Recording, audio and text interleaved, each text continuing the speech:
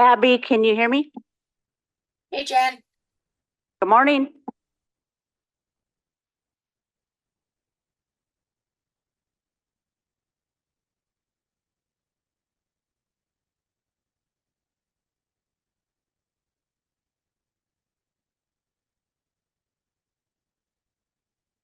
Still eating.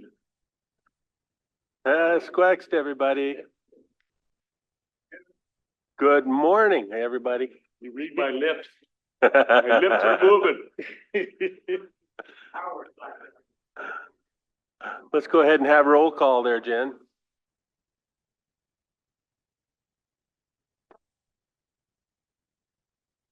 Mike Dolson, I'm here. Tom McDonald, Here. Jennifer Finley, here. Jim Molitaire, Here. Carol Langford, she's here. Danielle Matt, Here. Bing Matt, James Steele Jr., he's on PTO today. Martin Charlo, Present. Len Tooties, I'm here. Lenise Trahan.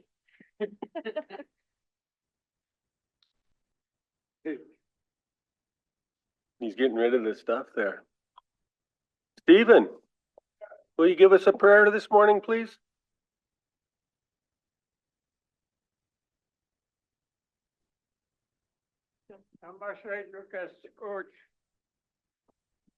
Sekúj čau, se sitskud stahule, tämä se tukeskud, nyt piip kusekset suutet, niin kui čau, sitskud stahule.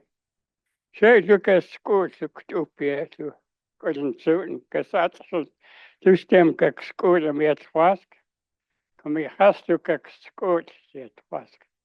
Kekkasunumti, suhot skatkadi, esten pilsi. Maybe stuakwi sunams, them to skodams.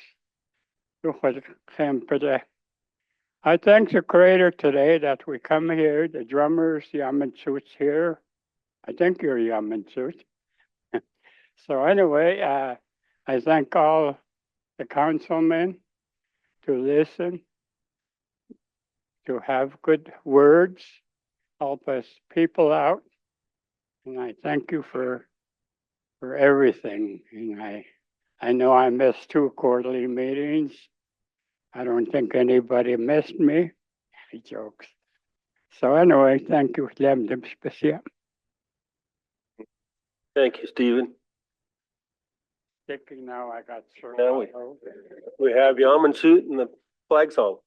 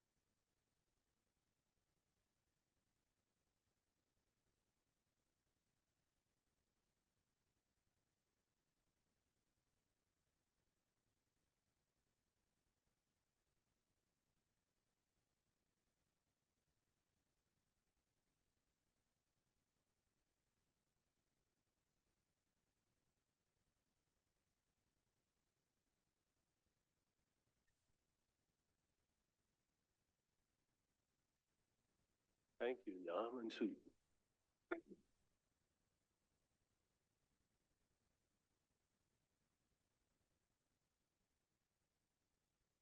So we're at the spot where we open the floor for elders to speak. We have anybody signed up? Stephen, elders time.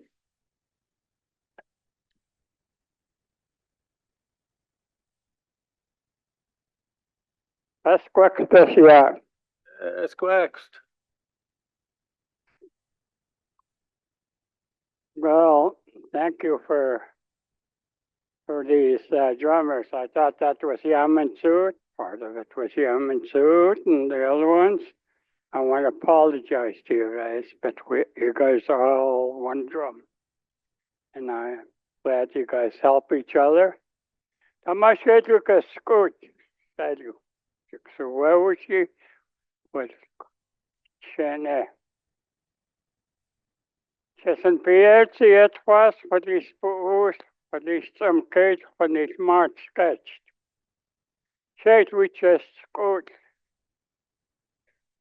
Сютет пиет кадаукен, чуть висту суве. Шекуцу слют пипхут. Нем хуем кчевуч. Нем мистех сушейт, вас кчус, ван. Some Tom, some March sketch. And you miss me still. Shay, Sakas sketched them. You can skate if we put question. Was yeah, this is lucky. We stem is quite good. Listen, PhD it was. I'm thankful to be here. I'm getting old. I forget when we're having the meetings here. I missed two of them. You know, it's my excuse. Not you guys, but my excuse. And I'm so grateful for myself. I'm 84 years, 85 almost. See, I forgot already. I forgot how old I am. I even forget where I park. And I got another car. I got a beeper on it when I go out. I have to beep to see where I park. So anyway, today I just feel just grateful. I still got a job. And I still could dance. There's so many things I'm grateful for myself, you know. I remember my elders, they used to say,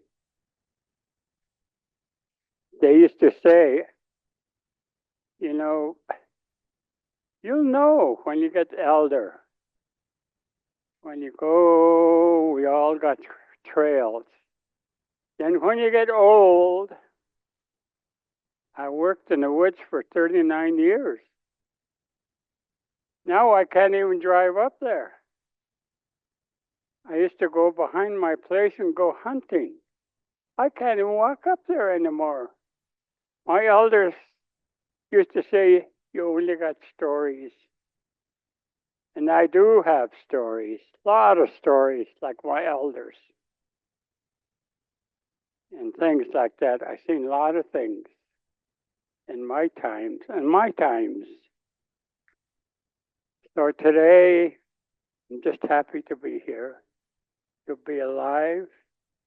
Every morning when I get up, I got a job at Nkosum, our school down there in Arlene. Every 2 weeks, I get paid. I'm just so happy, you know. I still could walk. I still could eat. I had some rough times, but I'm not going to tell you, you know, things I've come through. And I'm so happy that I was born like this. I could talk Indian. I'm a full-blood Ponderay. You know, to myself. So anyway, I like to joke around like Alec, my grandfather, Beaverhead. He used to make people laugh. That was one of the great medicines. Laughter and crying. That's what he told me. So sometimes, you got to watch what you're saying today,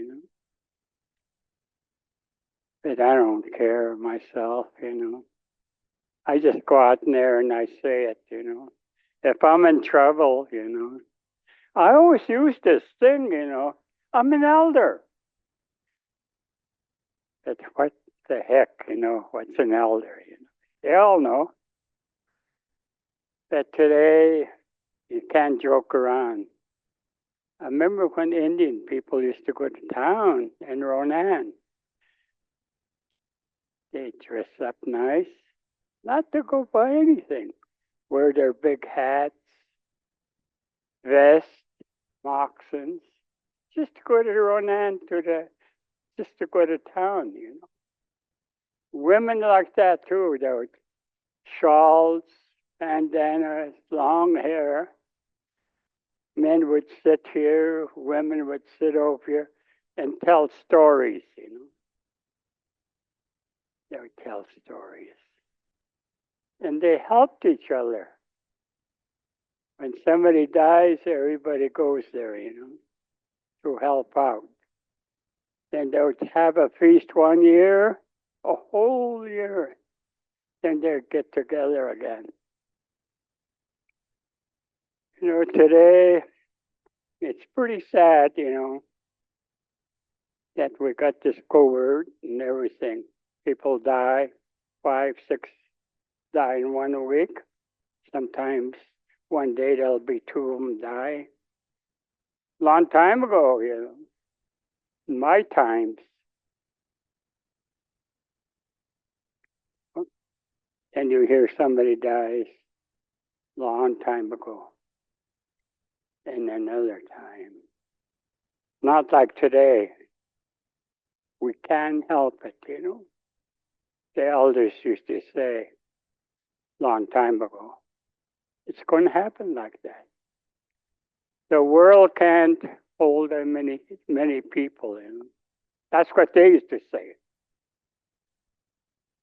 So anyway, today, I'm happy. I'm really happy to be alive, to have a job, to get paid every 2 weeks.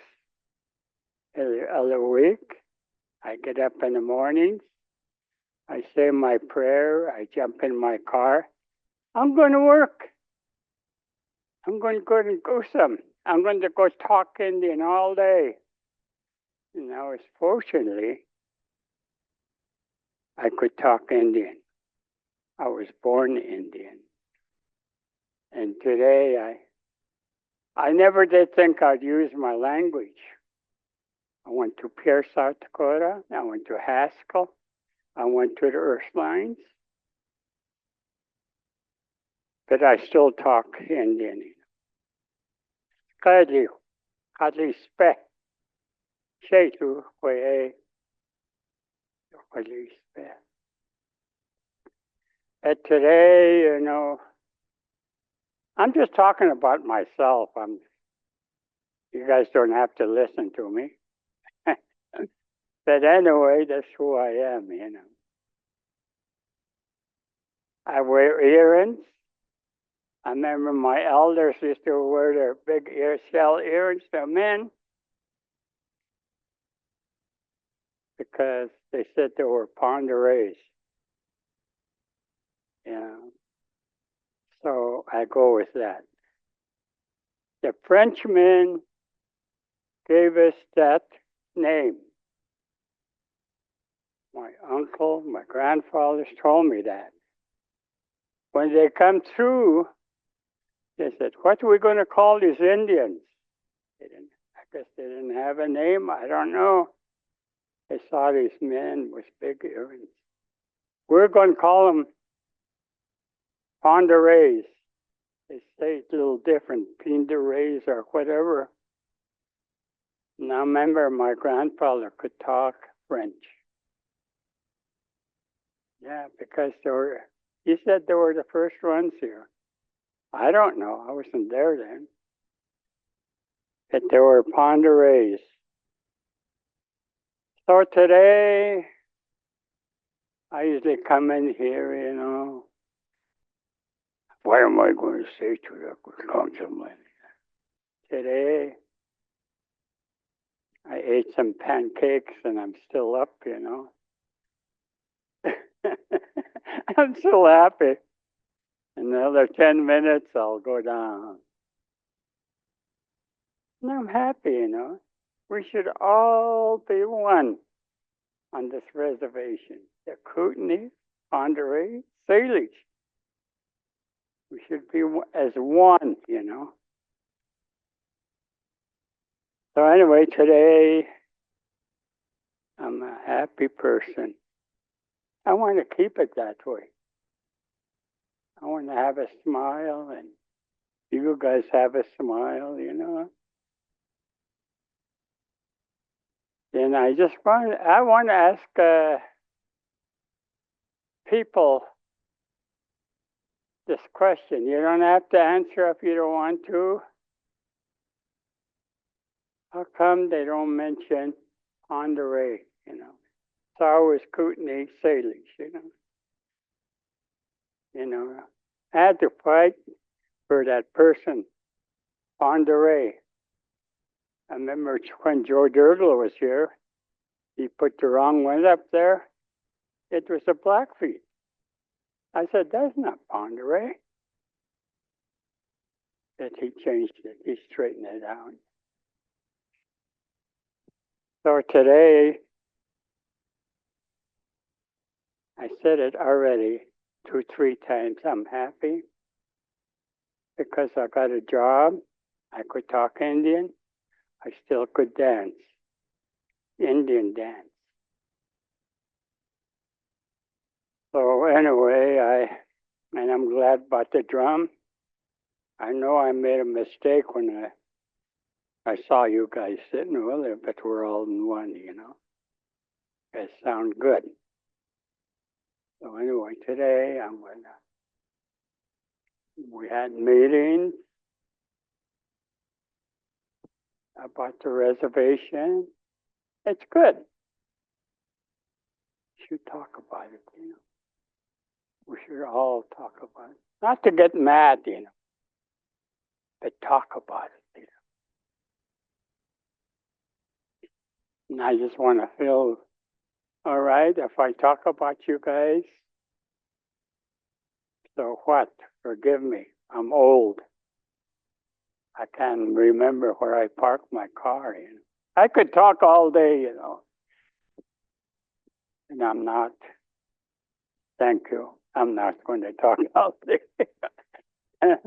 I like to joke around and stuff like that. But like I said, we're uptight, you know. I'm glad to see Jim here, you know. And I'm glad that he's here for everyone. So anyway, I'm going to shut up now. And I really appreciate you guys.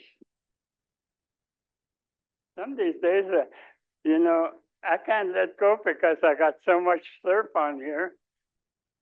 I think I'll just take it home, you know. I'll just go sit there. Got a lot of where's the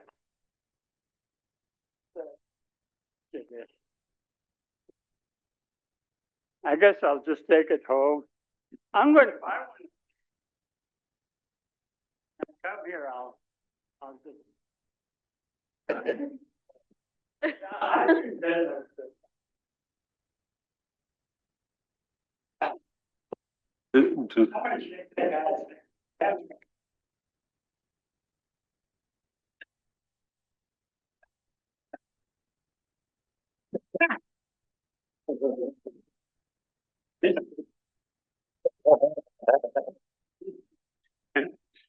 Thank you for that.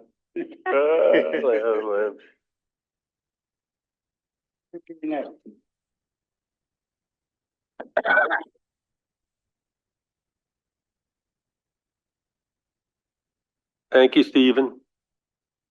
Do we have any other elders to speak? Lenny, the list is over on your mom's desk. Junior, oh. Philip. Philip and then Junior. Okay. Good morning. Ditchen lem, ditchen tschuyed le, with wheaten, kas kami. Tamak asip ditchen tschuyed le, good que.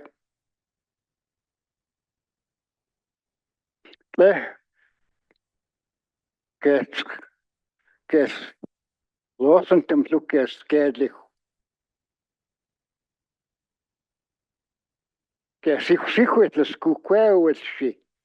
Das so ne.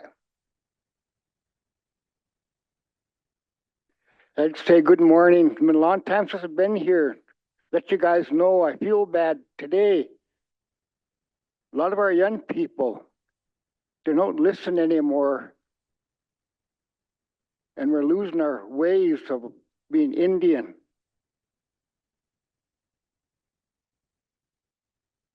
I come here today because I heard that the board I was put on was to be on an agenda. That's why I'm here. And another thing I want to say, Cultural Committee in St. Ignatius, I seen the director and I told her I want to go to the meetings, I want to join up. And she told me no, we have no room for you.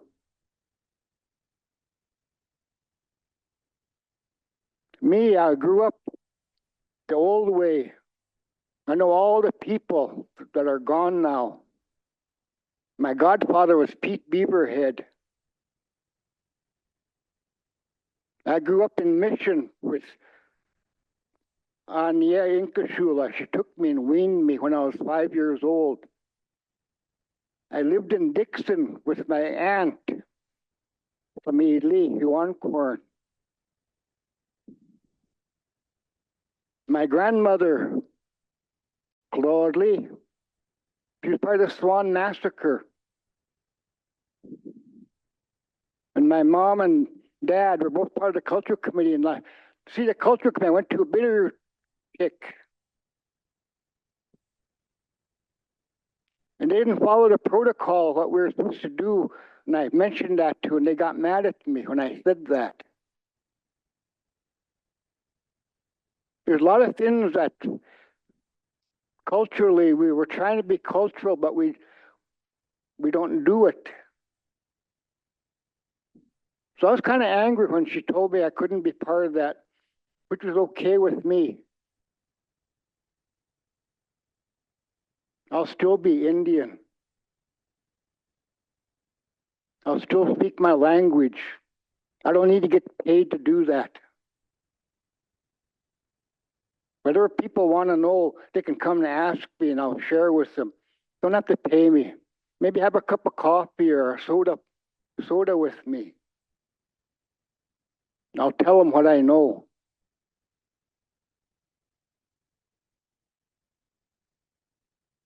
And one thing I do know, as a man, no matter if you have difference with somebody, go shake their hand. That's what a man, a real human, does. It's okay to have those differences.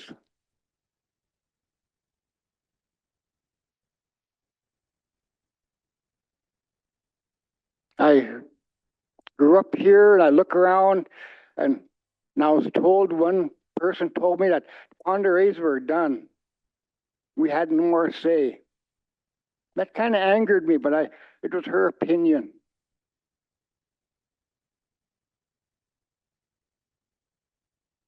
And I hear people talk about our resources. Our resources are getting smaller and smaller.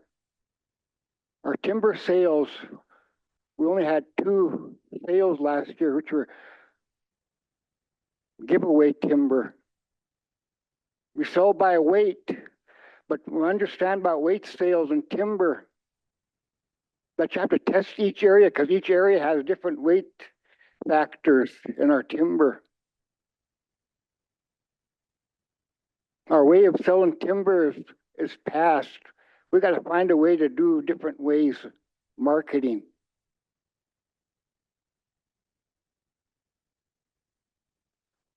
A lot of things we could do different,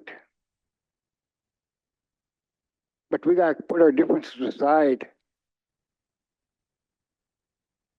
I've learned these last few months how there's a lot of differences in people, a lot of anger of how they're approaching things. It kind of makes me sad.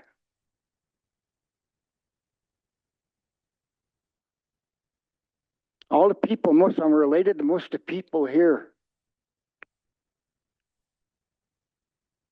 But that's what I have come to say. Encourage you guys. If somebody's mad at you, it's okay. Shake their hand. Acknowledge that they have an opinion. All of us here in this room here, we should be that way. Time of being angry at each other is past. Politics has changed. The national level, we're not going to get a fair shake. We're going to take a hit. And I'm scared of that. State of Montana, I'm scared of the politics here. It kind of has a ripple effect onto our tribal government. If we don't wake up, that word we've been trying to avoid to say anymore, termination, it's going to hit us again. That's what we got to be aware of. I'd like to thank all of you guys here on council for being here today, that we elected you,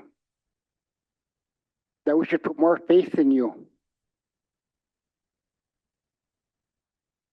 People should realize they can complain, but there should be a solution for your complaint.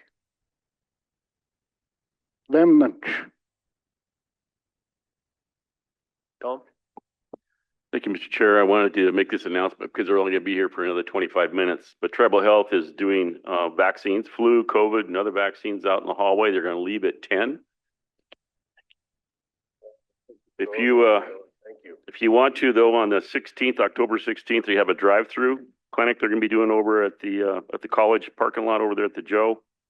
And the first 200 to pre-register to get those shots will get a $15 gas voucher from Quicksilver. So please, if you guys want to get your shots right now, you have another half hour. So thank you. Carol? Yeah, can I make one announcement too we've got some young people here selling some raffle tickets. And so I hope everybody takes advantage of 50-50 and I think 2 50-50s. Yeah. So anyway, they're sitting right in this area and they're raising money to go to Las Vegas for the finals and INFR.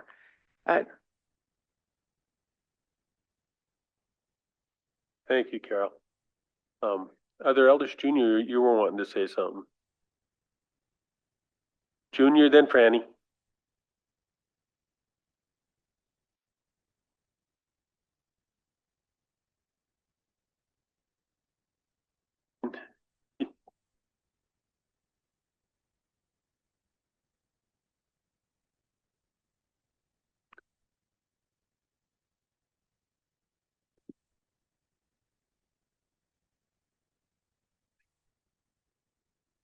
So good now. Is it on? I have some work to say this morning, but I'm gonna ask these 3 that's on the wall here to help me with my words today. But before I do that, I'm gonna sing this song that's gonna invite me in here. Hey, Hey-yo, hey-yo,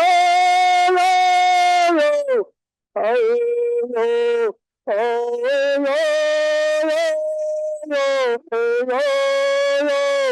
hey-yo, hey-yo. Oh,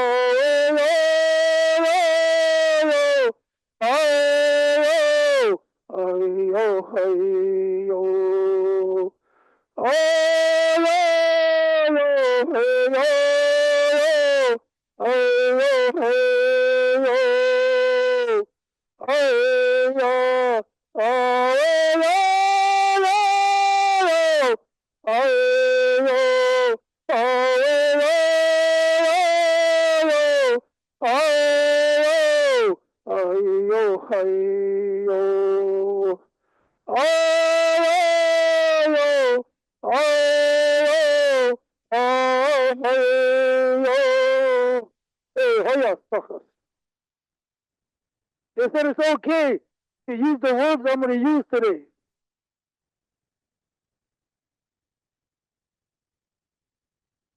It's kind of hard for me. There's a lot I want to talk about.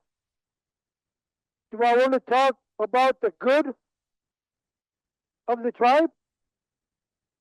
Or do I want to talk about the stuff that's going on that's no good for us? I don't know which way to go. I know from day one, I see the changes today that's taking place on our land, in our tribal organization. I can kind of see the road, the path we're taking.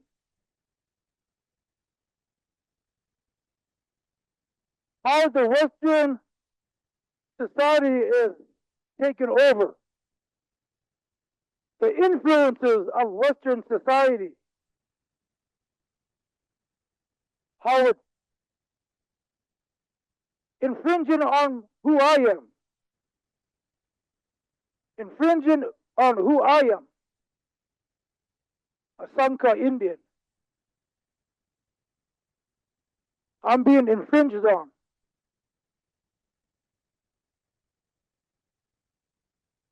There was a time I came in here, they were building a dock out in Elmo on some really sensitive ground. And our tribe couldn't help me. They couldn't do nothing about it. They let them build this dock on this land, this lakeshore where my people use. Our tribe sided with the non-member. They can't help me. They let them build that dock on this sensitive area here.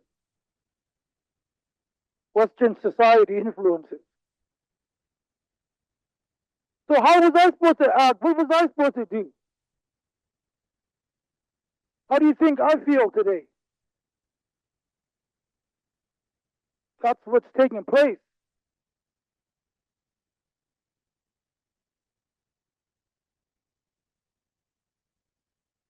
I hurt today.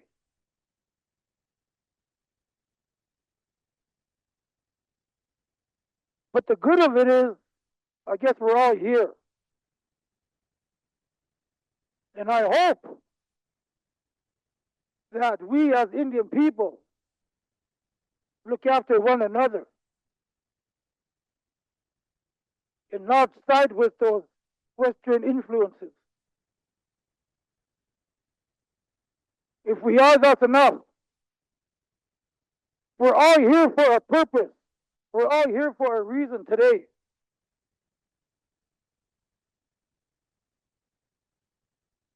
And we know why we're here.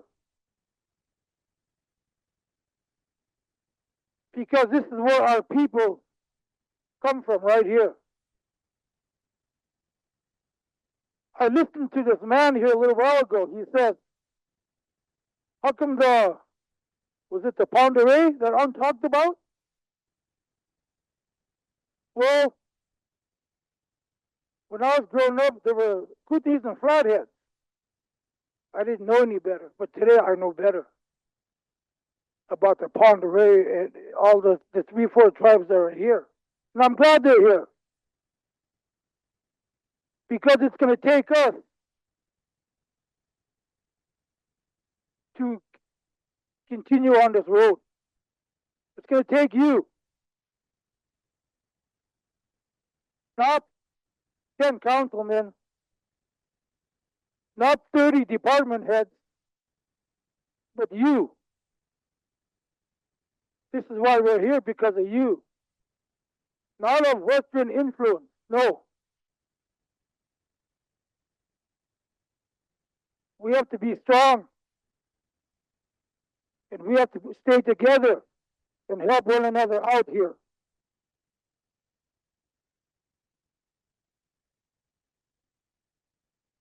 Many people,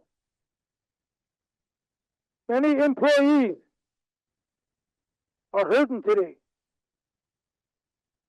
And they don't know where to go.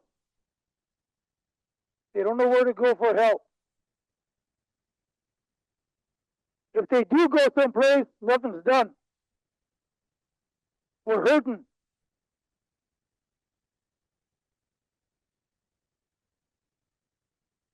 And to me, that's no good.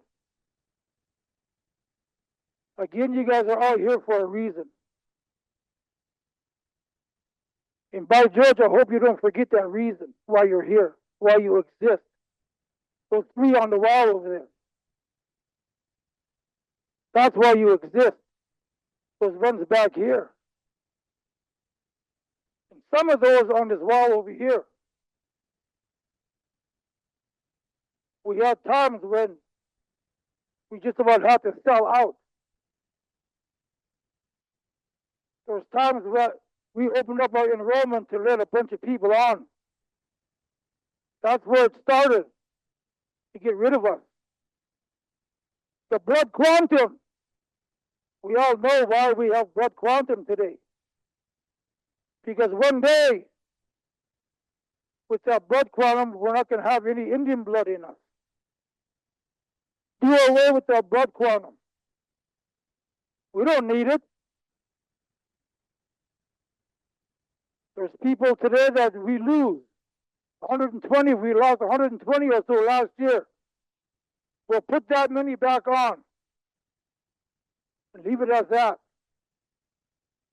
Have some curriculum, criteria to let these, not let 3, 4, 5,000 people on at one time. Get rid of that blood quantum. I don't have any other Indian blood in me. I don't.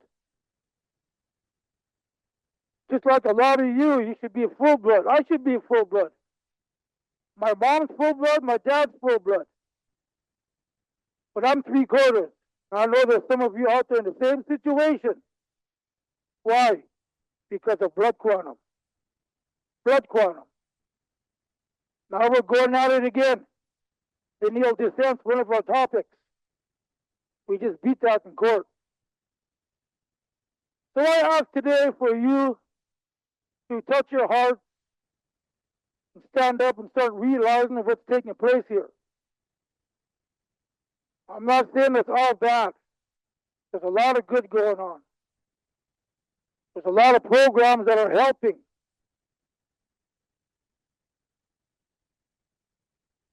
And some programs aren't. But let's start patting each other on the back. Rise up again.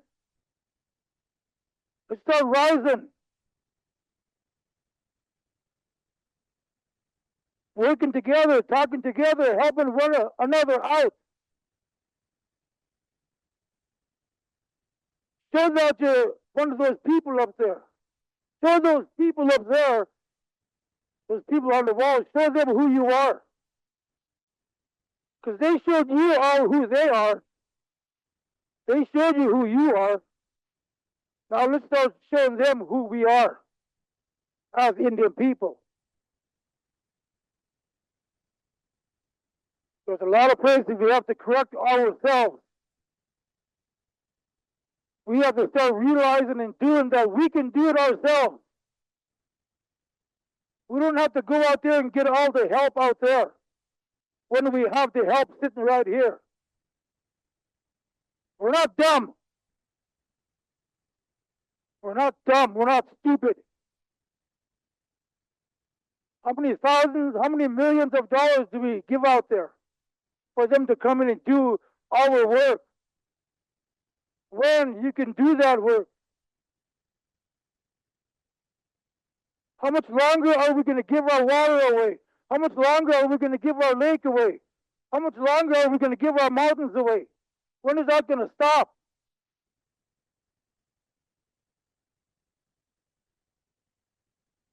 Well, I hope it starts today.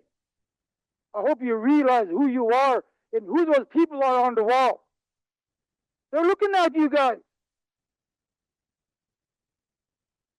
They're sitting up there probably mad at us. They're angry at us. Letting this Western society take over. I don't like to come up here and talk like this. I don't. I'd love to come in here and praise everyone. But sometimes we need a spanking. Sometimes we need a spanking. And I don't like to be the person to do it. I shouldn't have to. I shouldn't have to. And I hope you guys see our way.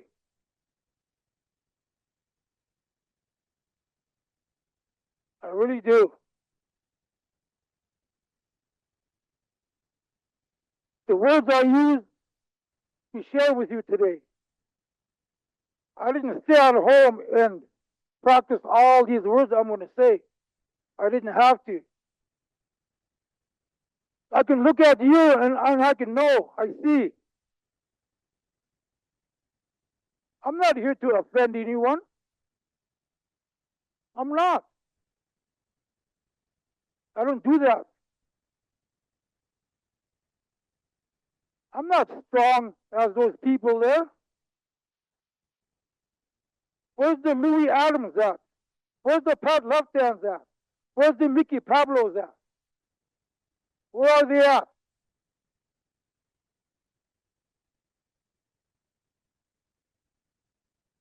I hope that they were still up here in heart. I hope they're still sitting up here in heart. Those people, they went to bat for you. I can't remember all their names. In Kashola, they all went to bat for us.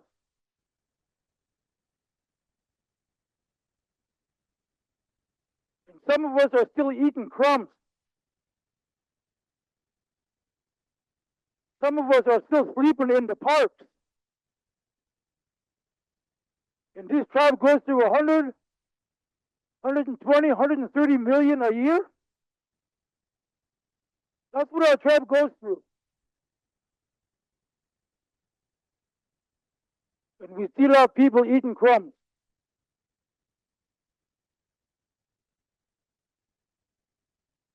Again, I don't like to talk like this. But there's times that I have to hear it. There's times I have to listen to myself. There's times I have to reflect back on those words that left us. I have to reflect back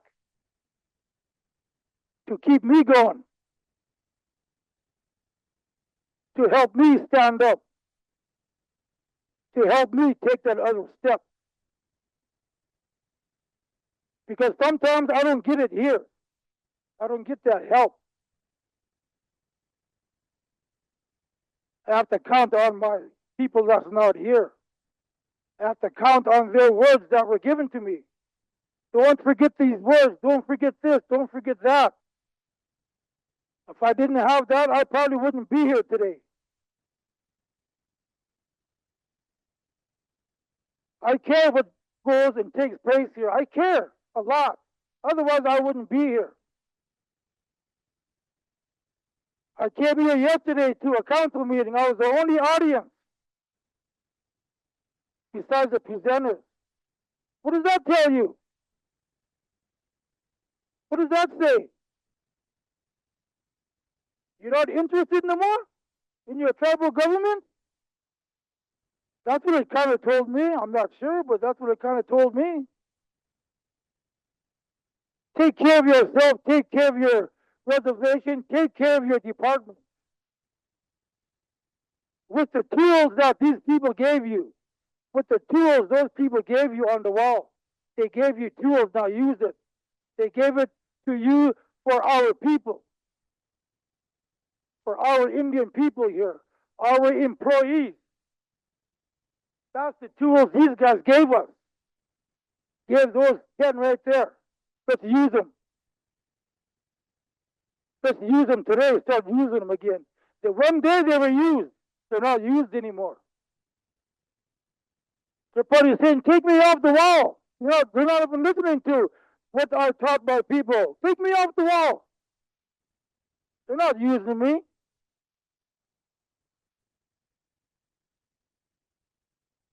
Well, I better be quiet now.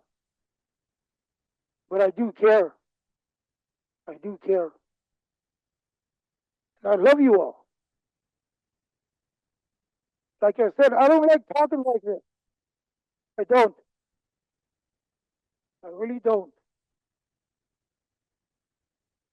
But I hope it touched you guys' heart today. Give you a little boost to where those people want us to go. How we should go there. How we should get there.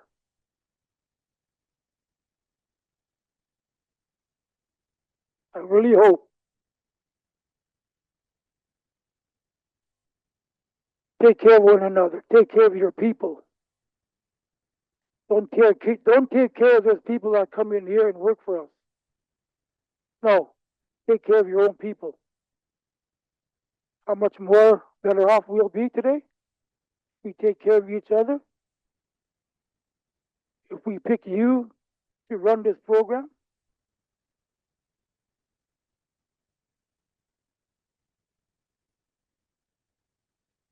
I don't know how many non-tribal people that we have working for our tribe. When I know there's plenty here to do the work, plenty here to do the work. I know that.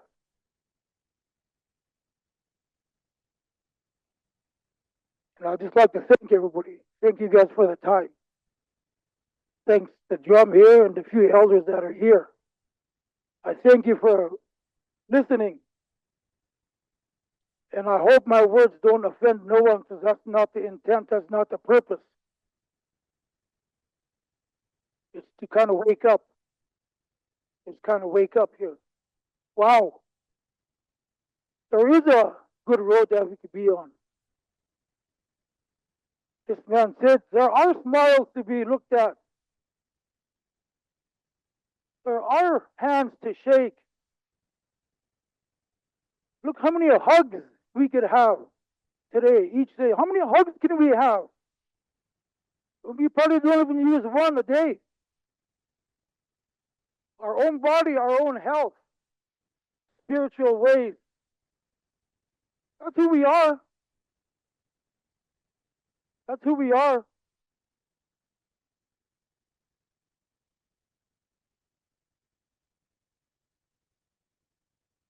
I could say more, but I think I had enough time here, and I think I sort of got my points across. So I'm going to let it go. I love you guys all. Be strong. Hey.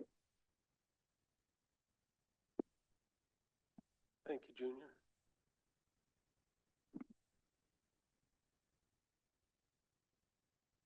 Nancy, were you wanting to talk?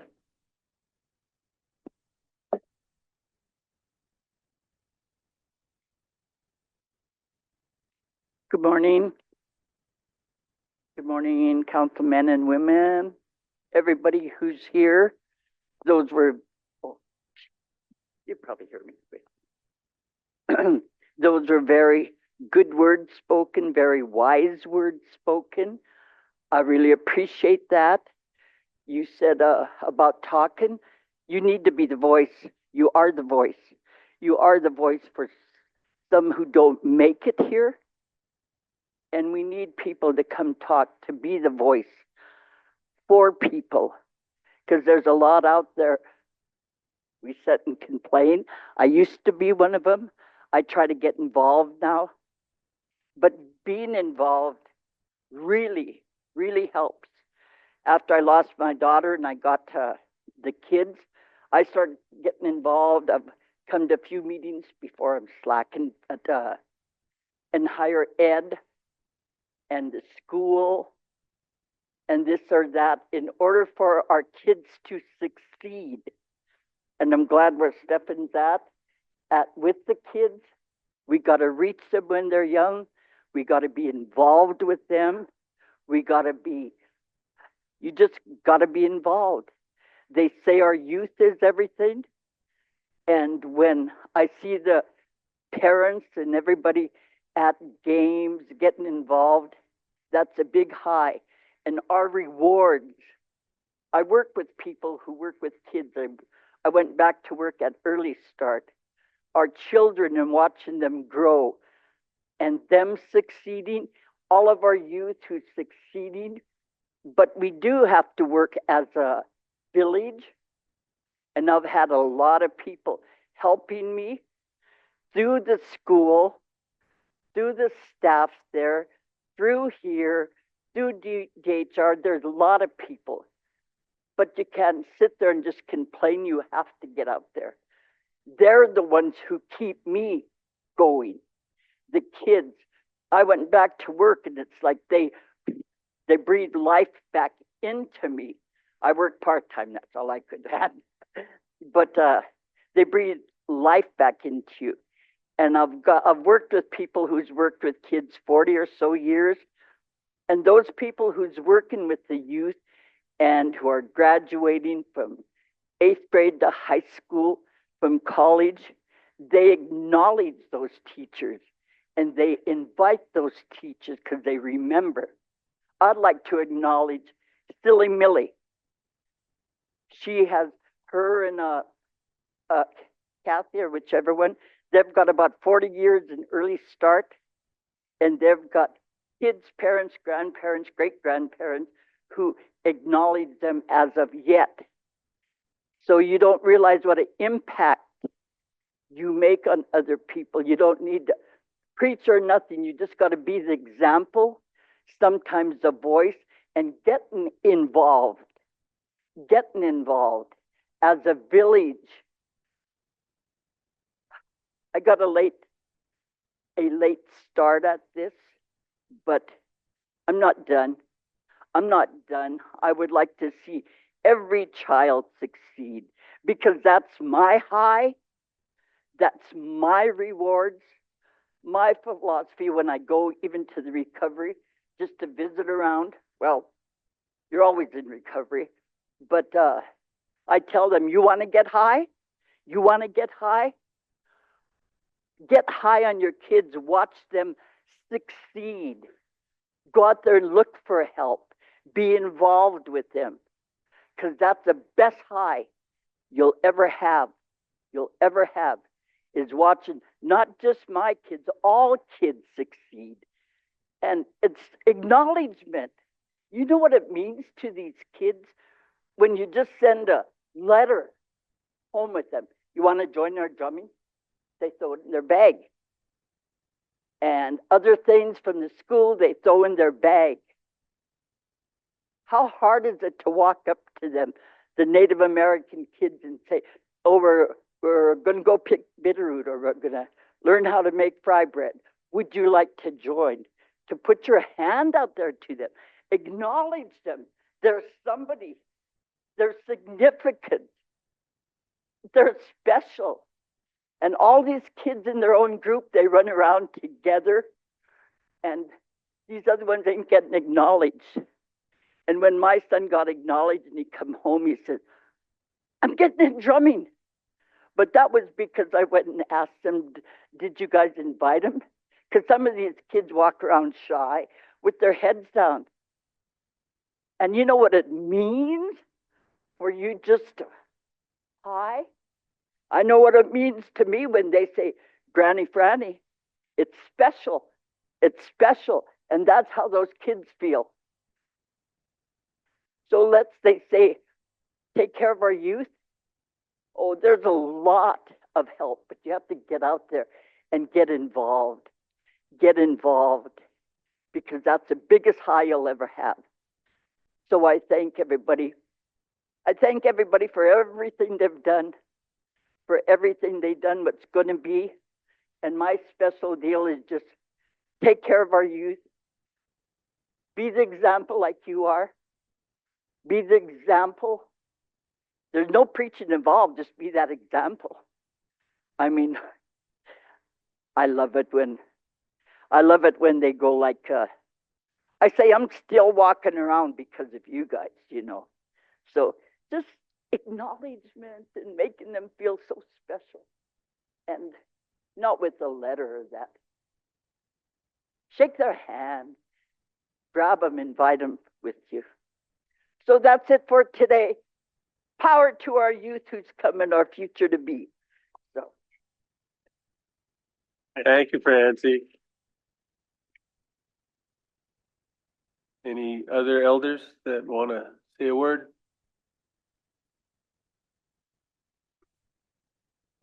Well, that'll move us to our next item on the agenda, the council giving their updates. And Carol, can I ask you to start? Please. Martin just said, make it quick. Thank you, Drum. Thank you, Council. No. I want to start out by saying that tomorrow there will be a grand opening of the Ronan Skate Park for our kids. Yay.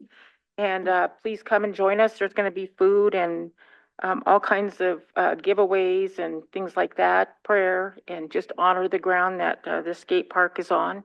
And then I also want to let you know that in addition to the skate park, there will be a children's playground right next to it. We just got awarded some money. Tom and myself sit on a committee. It's called Push Play, and we're got a big award for a playground that will be an interpretation of us. So I'm really excited about that.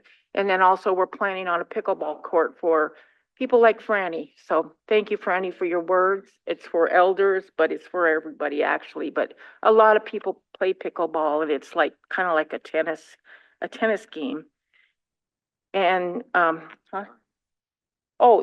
sorry, yeah, 12 o'clock is the skate park grand opening, and we'll have food, like I said, and it's till 2:30, and Martin will MC, I hope. Skate park, right by Tribal Health. Thank you. And then also I've been involved in the drug court, 2 trainings, one here in the state of Montana and Helena. And then I also went to a national drug court training, which I sit on the drug court team. So that's why it's important that I go and see the new things that are going on. And there's a lot of things across the nation that are really working in Indian country for drug courts. So, and if you ever, I don't know if you ever get a chance, but our courtroom's too small, but that thing is packed now with individuals that are in our drug court. And it's almost like they're clawing to get in now because they realize that there is an opportunity for recovery. So I just really encouraged about all of that. I would also like to say myself and Len and a few others have talked about the funeral home. And I know this is a tough subject, but we know that the funeral home might be going up for sale. And so we talked about looking into that to see what we can do to do our own funerals, because right now they're getting so expensive. I know the last one I went to, a very, very small one, and it cost that family over $7,000. And I'm like, who in the heck can afford to do that? It's like they're making a killing off of us. I mean, isn't that the saddest thing you have to say is they're making a killing off of us? But if we can do something, and I know Jordan's looking into it, but Jordan, I want to challenge you to contact Raven Consulting. I know you're looking for a company to do all of that work, behind the scenes work for us. And that's a company that has done work for us before and they're tribal. Please check that out. I'm trying to make it quick, Martin.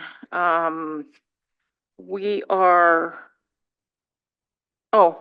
other thing I wanted to mention is the transparency of the tribal council. I've heard this many times recently, is that we do have a Monday meeting between the council and just the council members. I think that's a good thing to do. But then after that, we get presentations, and I know some people are really upset about that not being in the minutes. So we need to make sure whatever presentations come in here in the afternoon, there is a record of it so the people can see what's going on in, let's say, budget and administration. And any other presentations that are done by the executive level. I think those need to be transparent, and we need to show the membership what's exactly going on. Because if we miss the council meeting, then nobody knows the details of those things. And so I think it's important that we be more transparent. On Monday, we're going to do a groundbreaking for the Pablo skate park. That's down here by the elementary. Pablo Elementary, right in that open lot. There's going to be a skate park there.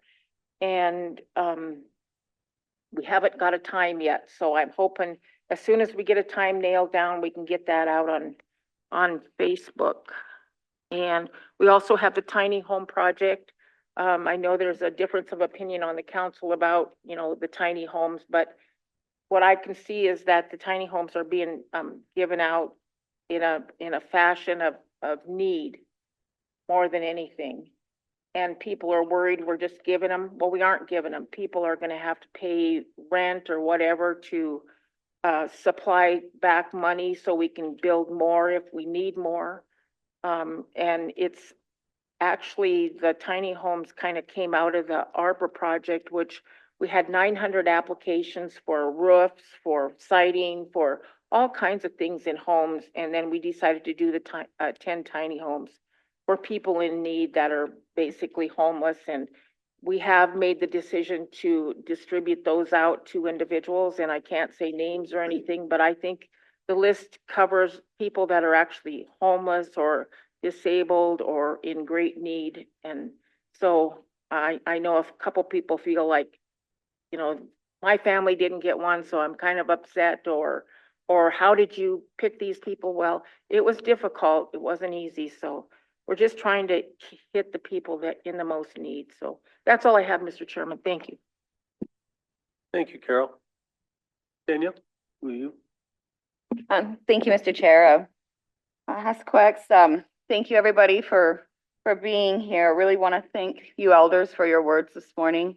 Really appreciate that. And if we don't know what's going on out there, we can't fix things. So I really appreciate it when people bring things up so we can at least have the opportunity to address it. We aren't always going to be able to do what people request, but we'll always try. I know that of this team up here, being here for a while, we'll always try to do what's best for our people. Lots of things going on out there. My community down in our little area, we have the struggles like everybody else: homelessness, drugs, access to food, access to medical services. And really want to thank our tribal departments and our tribal associates, because they've really stepped up in helping us down there. In DHRD, Families First, brought a washer and dryer down. We're trying to get that into our community building. DHRD, all they had to do is go ask, and what did they do? They said, we're going to come down and give you guys services every couple of weeks, so our people that are fighting with transportation issues aren't trying to make that commute. So I really appreciate what they've done. the elders program, food sovereignty program, transportation. Really what all of our departments are doing is they're making a difference in our communities. And so our employees, you know, just a big shout out to everybody working hard to take care of our people. So yeah, I mean, I've gone on these work trips, but really what makes my heart happy is when our people start to do better and watching everybody work together to get, you know, our communities healthy. So, with that, I know we're trying to keep it short, so I'll pass it on. Thank you. Danielle? Martin? Thank you, Mr. Chair, Council. Hesquex, Pesia. Good morning, everyone. So yeah, this last quarter actually was a little bit busier than normal. School starting, kind of the fall activities. So good luck to anyone that's out there with kids and getting them to school. Be kind to the teachers. They do a lot for us, and thank them as much as we can. Support their classrooms if you can. If you can do supplies, they're always in need, and they do a lot of things out of pocket. So be appreciative of them. The first thing that's probably coming up is the Bear Tracks Bridge celebration. There'll be a powwow in Missoula at Karis Park. That's Monday the 14th. It is a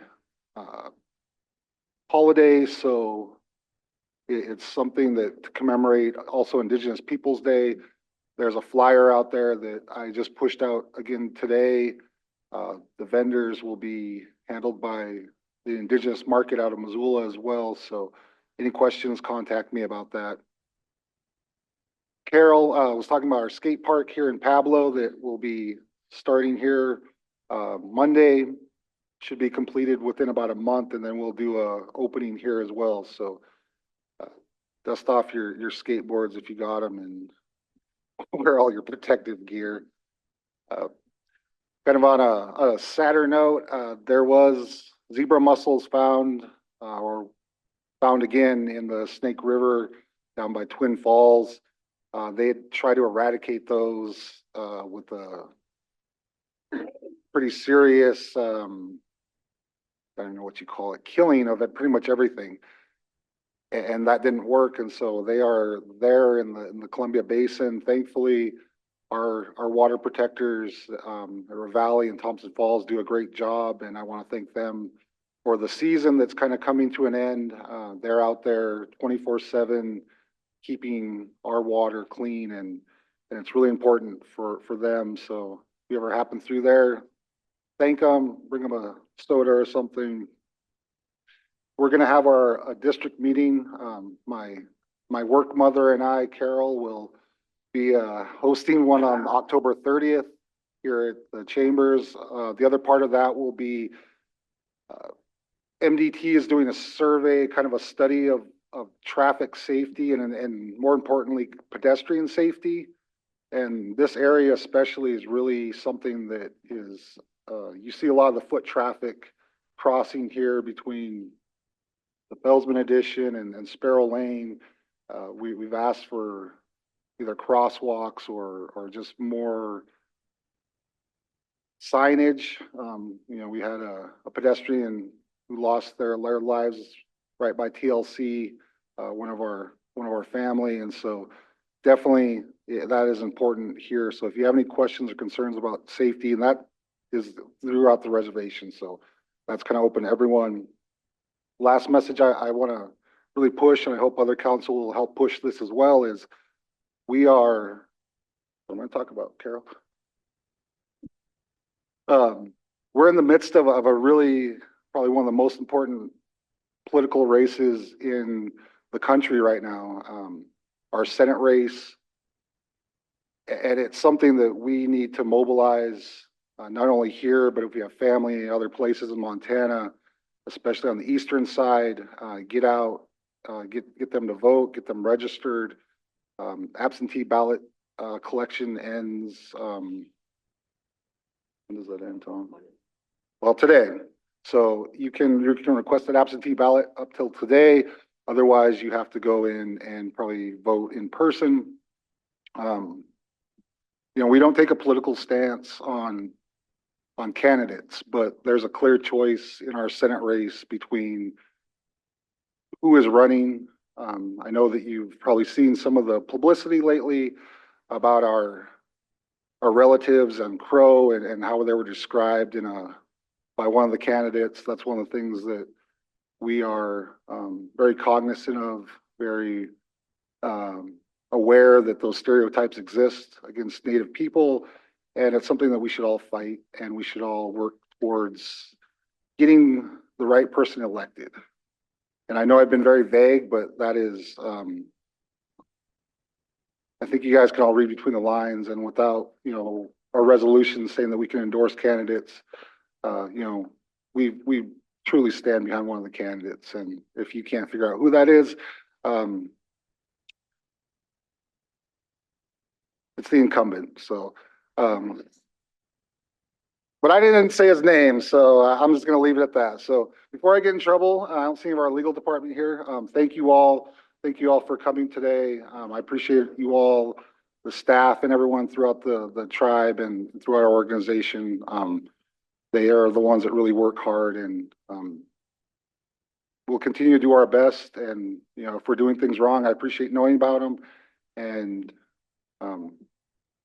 look forward to continue serving you. Thank you so much. Mr. Chair, just one point of correction. I made the error. It wasn't today. It's actually October 7th is the last day you can register for absentee ballots.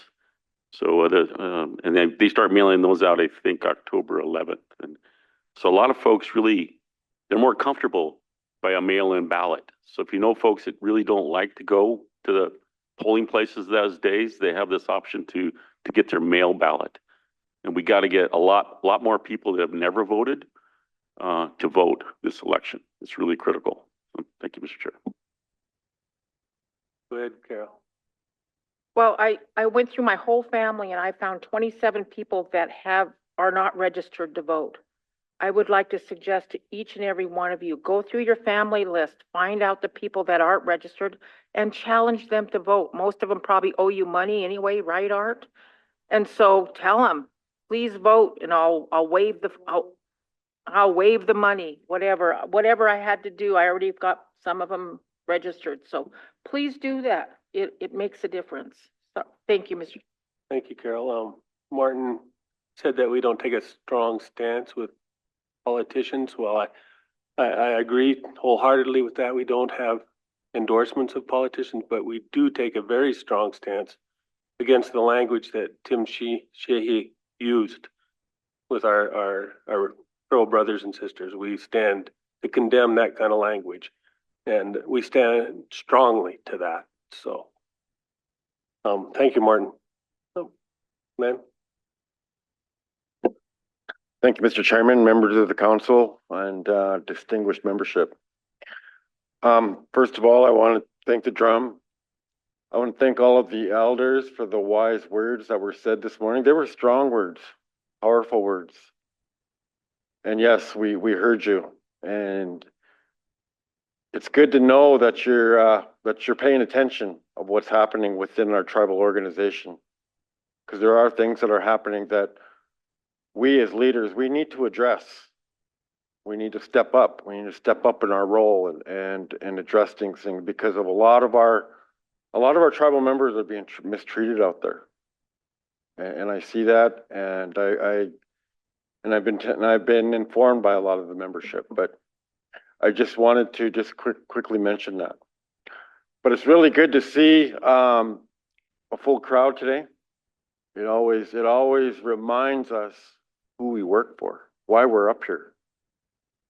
And I thought it was really an important point to bring up, that I think it's really important that the membership gets involved with what's going on here every Tuesday and every Thursday.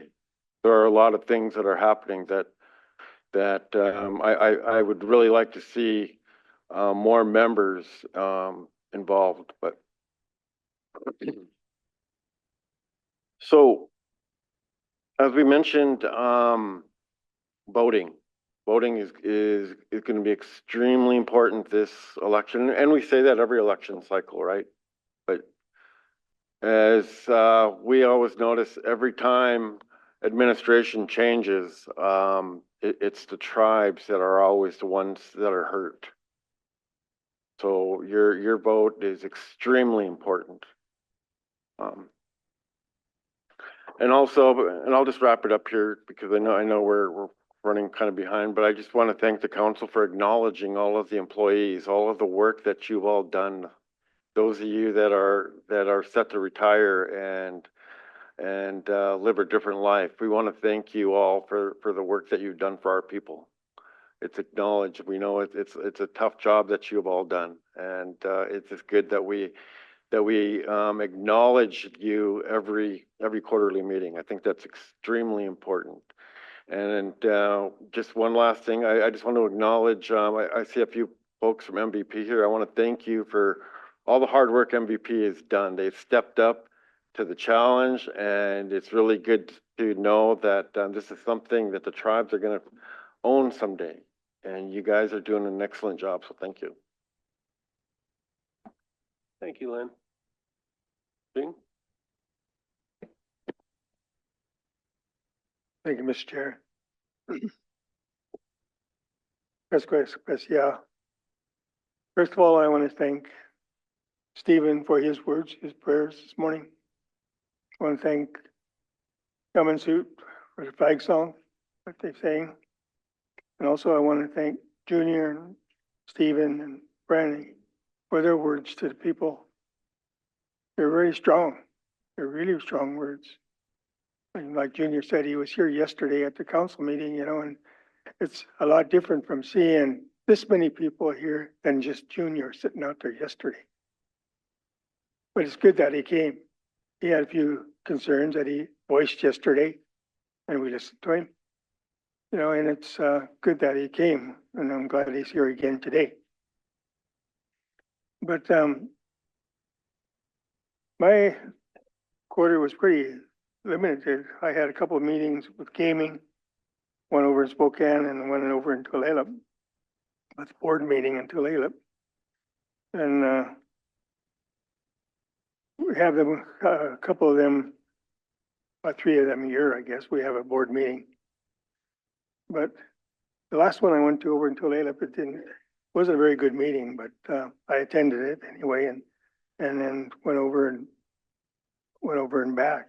But boy, that's a menagerie to getting through that traffic in Seattle. That's one town I don't like to be in because there's so much traffic. But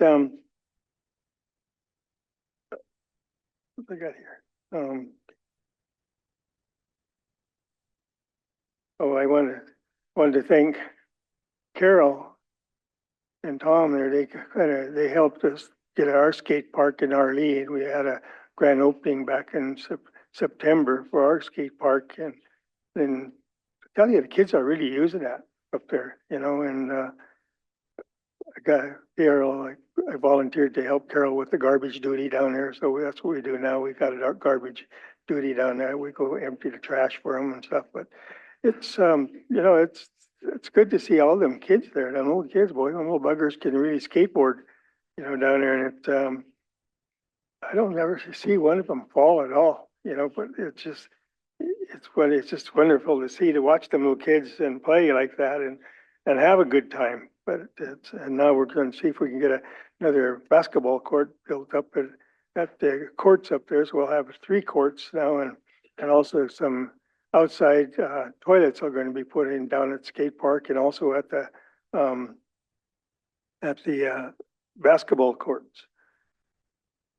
Jimmy was talking about having a district meeting down in RD in October, this October. So we'll get one planned up and we'll get dates out to when we're going to have that meeting down there. Like I say, we're kind of a not too busy of a quarter this time, but all the stuff that we had going on here kept us pretty busy. And hopefully, you know, things will slow down towards the end of the year here and the year coming up and whatnot, so, and also November 5th coming up, I believe. Coming up, I'll be glad when that day's over. We don't have to listen to all these guys on TV. Kind of raises heck with the football game once in a while. But I want to thank you all for coming. You know, it's great to see you all out there.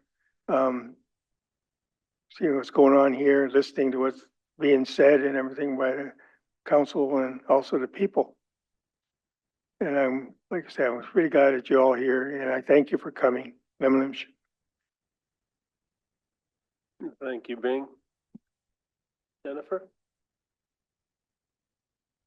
You. So yeah, it's always good to be here. I want to thank you for the opportunity to serve you. Not just to represent my district, but to do my best work for all tribal members. So thank you for that opportunity. And so this last quarter, since the July quarterly, I went to both the Arlie and the Elmo powwows. I thought both of the powwow committees did an excellent job. They were both excellent powwows. I always like going to both of them. And I serve on the State Tribal Economic Development Commission with the state of Montana. And I attended our quarterly meeting in Wolf Point this quarter. And I got reelected to be the vice chair of that commission. And I also wanted to let people know that the Montana State Tourism Office is really wonderful to work with. They've been really great to work with for all the tribes in Montana. But they're doing they're helping to facilitate a delegation to France for Native artists. So Native artists who want to participate, it'll be all expenses paid. And so keep an eye out on their website for details. That'll be coming up in the next year. So I think that's really cool. I volunteered to go as a chaperone, but I don't think they need me. But, and then the State Tourism Office will also be doing videos and materials to educate people about each tribe in Montana. And so they're going to be looking for videographers and photographers from every reservation to work with. So they're not going to be developing the materials. They're going to be going out to the tribes to work with every tribe to develop materials about each tribe. And those will be paid jobs, and I think they will pay very well. So if you know any videographers or photographers, let them know that that opportunity will be coming up as well. And earlier this month, I attended 2 days at a 2-day meeting at the Quatucknuck, a tribal justice meeting.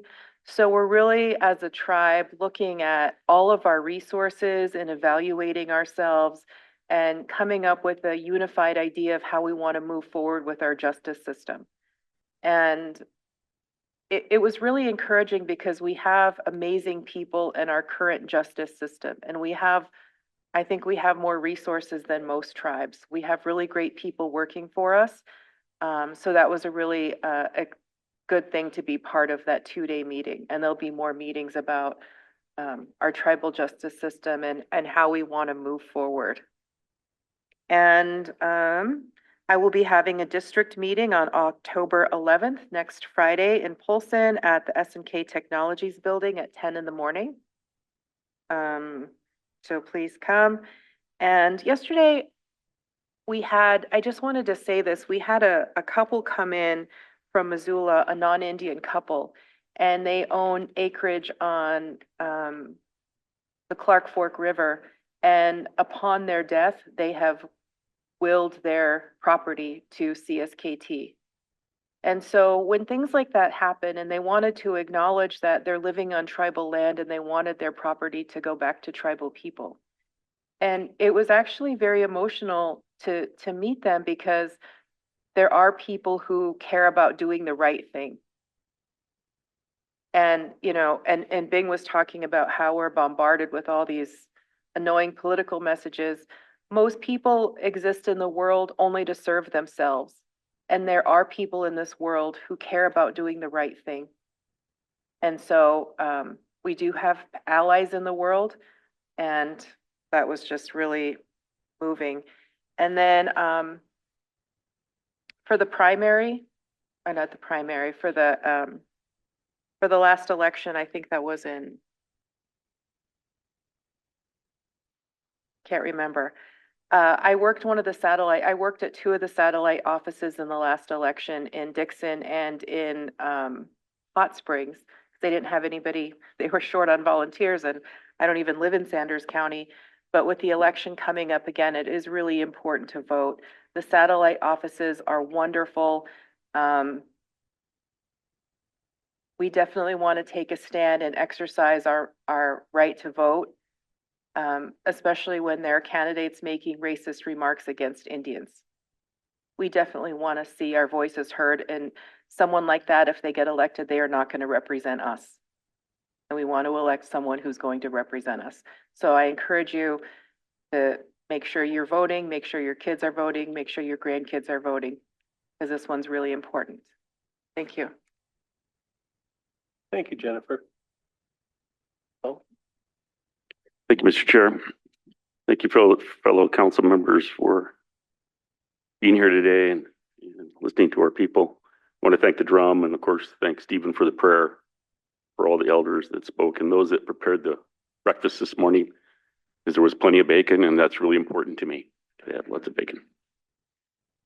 So this past quarter, I've had a couple of medical things personally.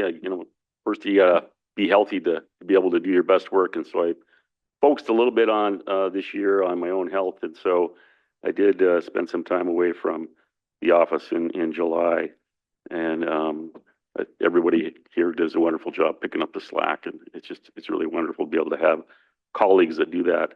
But I want to spend a little bit of time talking about the election, and everybody's said something. Martin said it, and Jennifer and others, and Carol.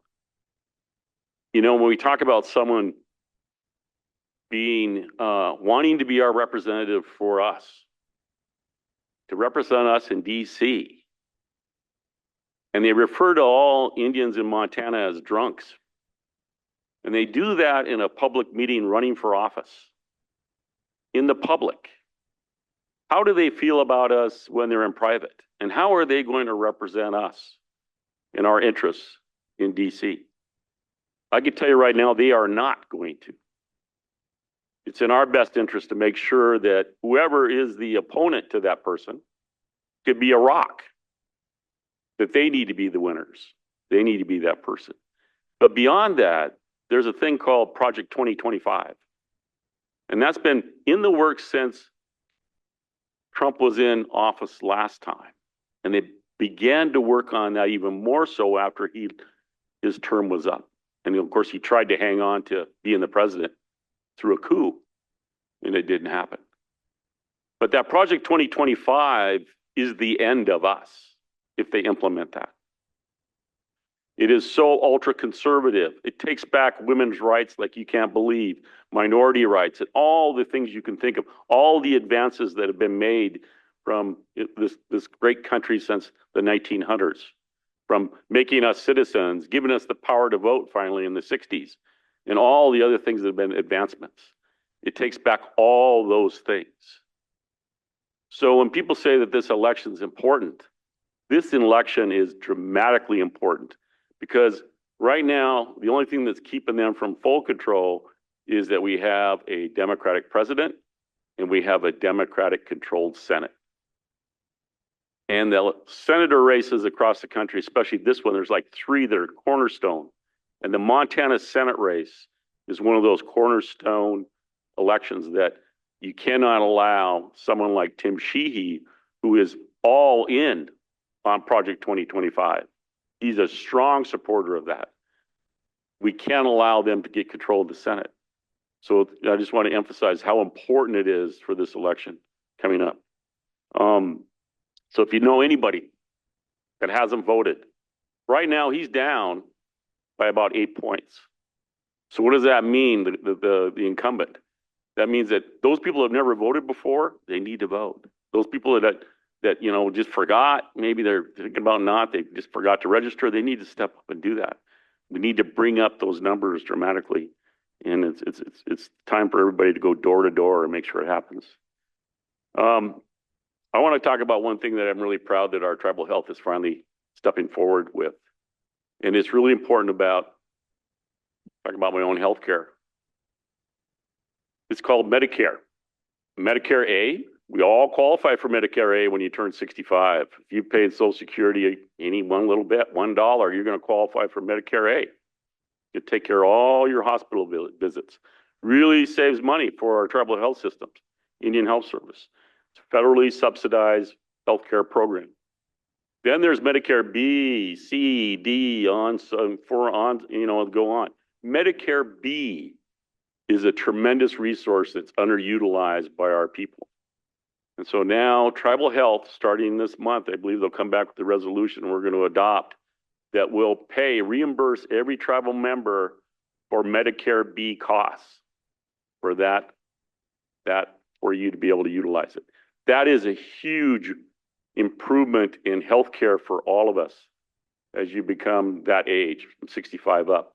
And that's when, of course, it's more dramatic. You end up with a lot more health costs as you get older. Just what happens. So I'm really proud of tribal health. We have the money. We can pay for that insurance premium for you. We can reimburse that. So once we codify that this month, hopefully this month, Mr. Chair, we'll be able to put those announcements out. And those of you that are of age and can sign up for Medicare B, you have it now, you will be able to do that in the future and get fully reimbursed for that. So that is a tremendous improvement to the service of our people and the healthcare. You can go anywhere with that. You're not limited to certain things. You go anywhere in the United States with that Medicare A and B. It's really improvement. I also want to talk a little bit about, it's really, really important for me because I mentioned it before, but I started out my career in fire, and then I jumped into biology and fisheries biology, and then I went into resource management and different things. But the Kootenai River has always been a special place for me. When I was a kid, growing up, we'd spend time up there. We always go that route. We'd go over to Colville and do Omak and Grand Coulee and all these different places and do stuff like that. And then when I was in high school, I spent a lot of time because we were fighting Kootenai Falls and Kootenai Tribe of Idaho, seeking recognition as a federally recognized tribe. And those are all in the 70s. A lot of things happened in the 70s. A really wonderful time. And I fell in love with that Kootenai River, catching fish there. That Kootenai River is the headwaters of the Columbia. And Martin talks about, we got to do the best. We're the headwaters. We're the headwaters of the Columbia. And water is the most powerful thing. It's the most important thing for us. And so when there's risk to that water, whether it's quagga mussels, zebra mussels, now that we have in the lower Columbia, and us maintaining that we don't get it in our Flathead Basin here or in the upper Columbia, when we have water pollution issues that come forward, in this particular case, there's been strip mining, coal mines up just across the border north of Eureka, in Elk River Valley. And it's exceeded any carrying capacity of pollution for selenium. And as it comes down the Elk River, it comes into Lake Kootenai and the Kootenai River, and it causes traumatic effects in the biology of the fisheries and other species. And more so that it's caused in our work with Kootenai Tribe of Idaho to restore white sturgeon and restore burbot, the native fisheries in the Kootenai River. It's infecting their reproductive capabilities. It's causing fish to be deformed, and it's a serious issue. And so for the last 20 years, we've been raising this. And it wasn't until just recently, through a lot of noise between us and all of the Kootenai tribes in Canada, here in the United States, we've been able to lift this noise up to the point where Premier Trudeau, President Biden enacted the boundary water treaty between Canada and the United States when there's conflict to prevent war between the United States and Canada. And there's a commission called the International Joint Commission. We were asking them to step forward and be the referee and do the right thing with this Kootenai River. And they did. So now we have a fully engaged International Joint Commission to try to resolve and lessen and stop the water pollution coming into the Kootenai River and the headwaters of the Columbia. And we have tribes have a seat at the table. For the first time since 1909 in the Boundary Waters Treaty Act, tribes are represented, and we actually are sitting at the table in the decision-making process and the recommendation process to stop this water pollution. Very significant things. So really proud of all the Kootenai tribes. They're all at the table. We're continuing down this process. It'll be about 3 years before we're done with it, but hopefully we'll end up with a better solution for the water pollution. And with that, I'm going to stop because we're behind time. And I could keep going forever, you know. Thank you, Tom. Jimmy? Mr. Chairman. And the council, I want to thank everybody for the council, especially for being here, for working with me. I've enjoyed the time working with all this council. I especially want to thank the drum group for the beautiful. I mean, it's always good to hear the drum every time you come to a meeting. I want to thank these elders. I think Stephen for the prayer and for his good words. Bill Paul, Junior Kai for strong words that really mean a lot. I mean, like Junior said, it's in the heart, man. Feel it in the heart, and it's just something to live by. Always good to hear Franny, wherever she's at. And you know, I want to thank you all for coming. And this quarter, I worked with gaming with Councilman Matt, and I worked travel leaders with Councilman Two-Tates. But one of the things that I wanted to mention here, there was talk about skate parks. I thank Carol for getting that going. And Councilman Matt said that, and he's right. I went by there yesterday at the skate park in Arlee, and it was pretty active. People are starting to use it. I talked to a couple kids in Missoula at a baseball game that are using it. Franny Brown's kids, and they're really active in it, and they're talking about getting better, and they want to do something with that. And Carol's already got someone looking at something with education by doing the skate parks, which is really interesting. That, you know, if you're, wish I was younger, I'd like to try it. It looks like it's a lot of fun. Wouldn't want to wreck on it, but it looks like a lot of fun. You know, and just thinking about these, you know, everybody on this council that's thinking about the kids. You know, they're trying to everybody that it just gets my heart when you think about the things we're doing for the children nowadays that we never used to do before. You know, we're getting the skate parks, we're getting some more basketball in Arlee outside. The bathrooms are going to be great for everything out there. We don't have to, we can open bathrooms at all the skate parks up there by the powwow grounds to get for the, you know, and one of the things that getting water, and then now we're going to try to start doing some landscaping around these skate parks to make them look good. You know, to build what we can around them. We can do that on our own. And so another thing that I've been working on, I'm trying to work with Tribal Lands right now, is we're short baseball fields in Arlee, and they demolished a baseball field by the school because they're building onto Arlee. So we don't have enough baseball fields with all the kids that are involved in baseball now. So I'm trying to work with Lance to get something started where we have a couple fields. I would really love to see a baseball complex of at least 3 fields, maybe 4, but I don't know if we can get that. But at least a couple of fields would do for now, because we don't even have enough for next year since the school took the one out. So we'll talk about it. Councilman Mann mentioned we're going to have a district meeting this month, and we'll talk about it. There's some people that yesterday at the volleyball game asked me about the baseball field, so I'm going to invite them there and see what their input. They're willing to do some volunteer work and to get it going. So it's just a work in progress, and it's all about the kids. So let me to y'all. Thank you, Jimmy.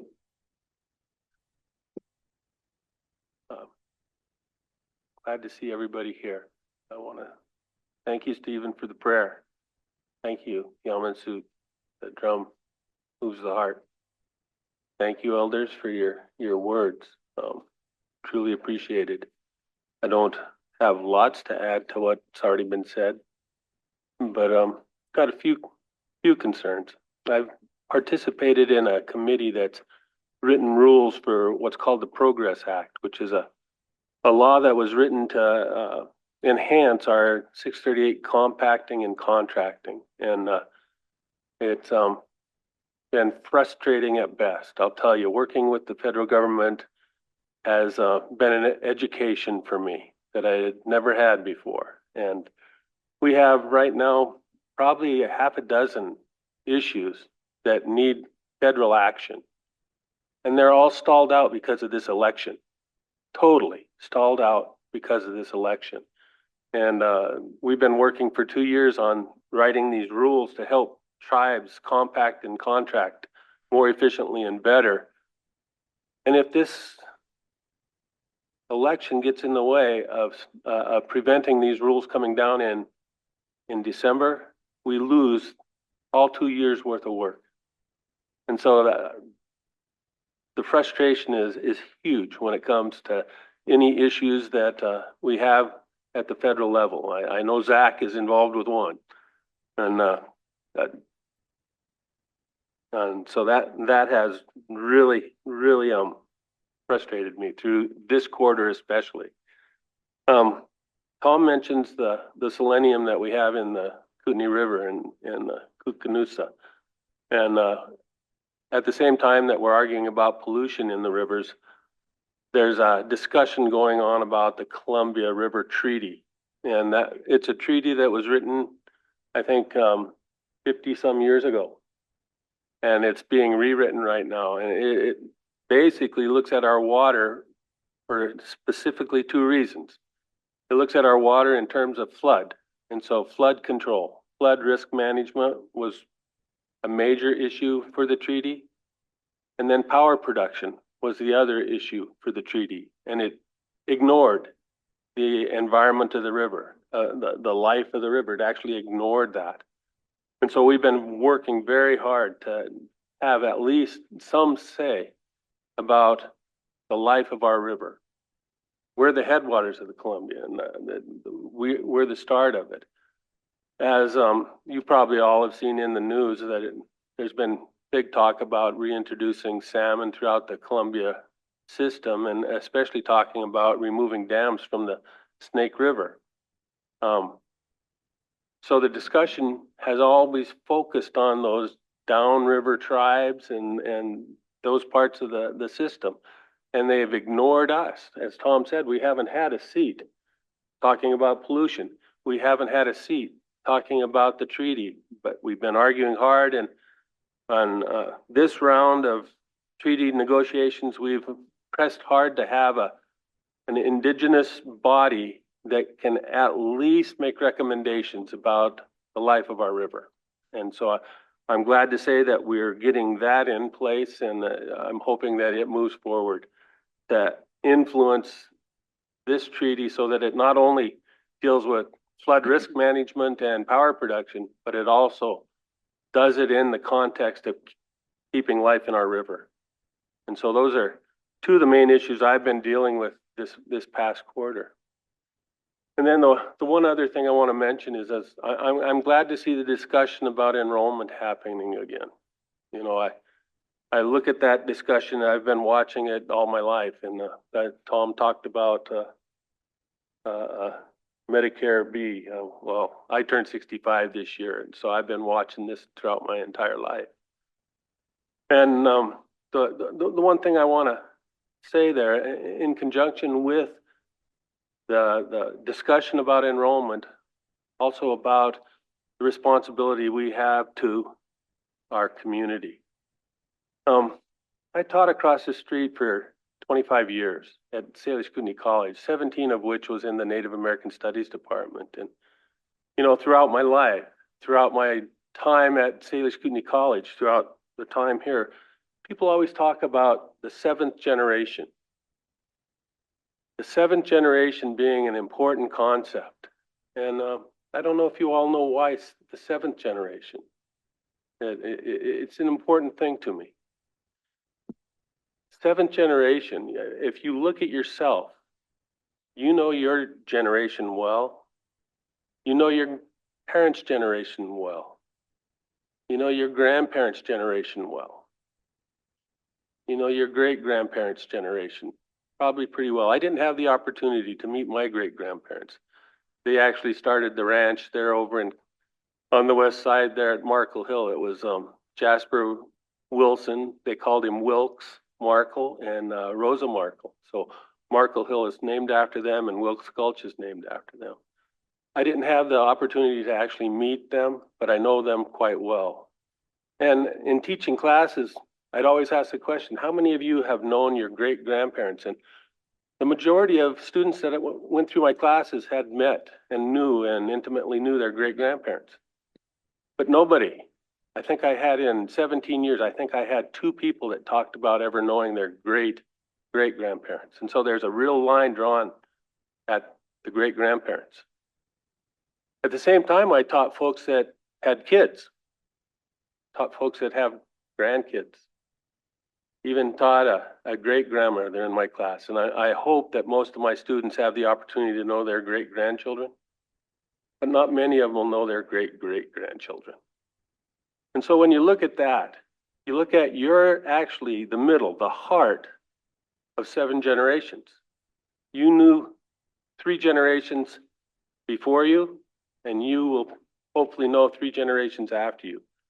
That's 7 generations.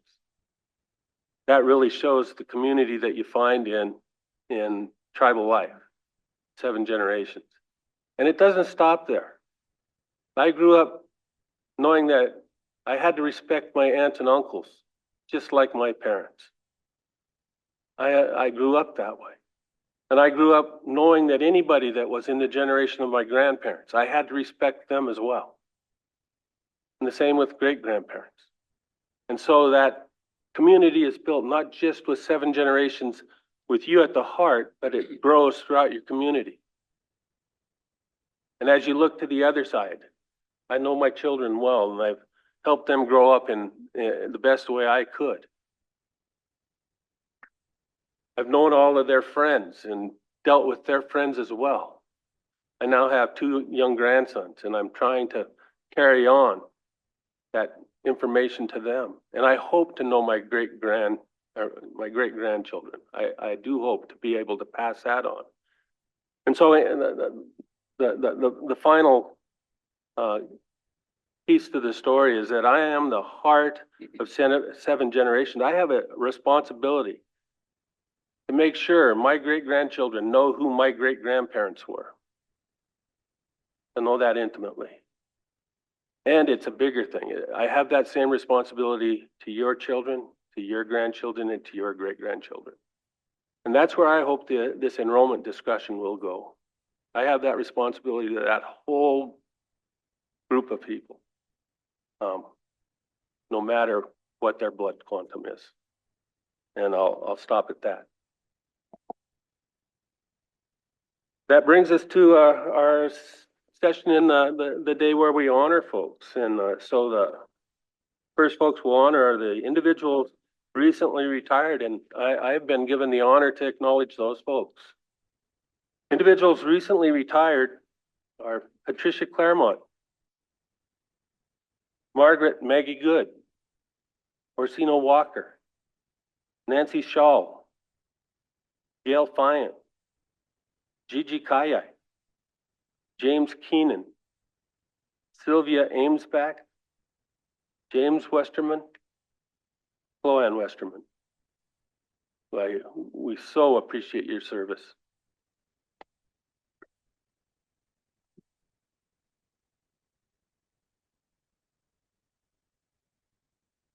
Next, we have individuals who are presently working that have 10 years or more, 10 to 15 years. And Jennifer, please. So I'm going to read people who are have 10 years of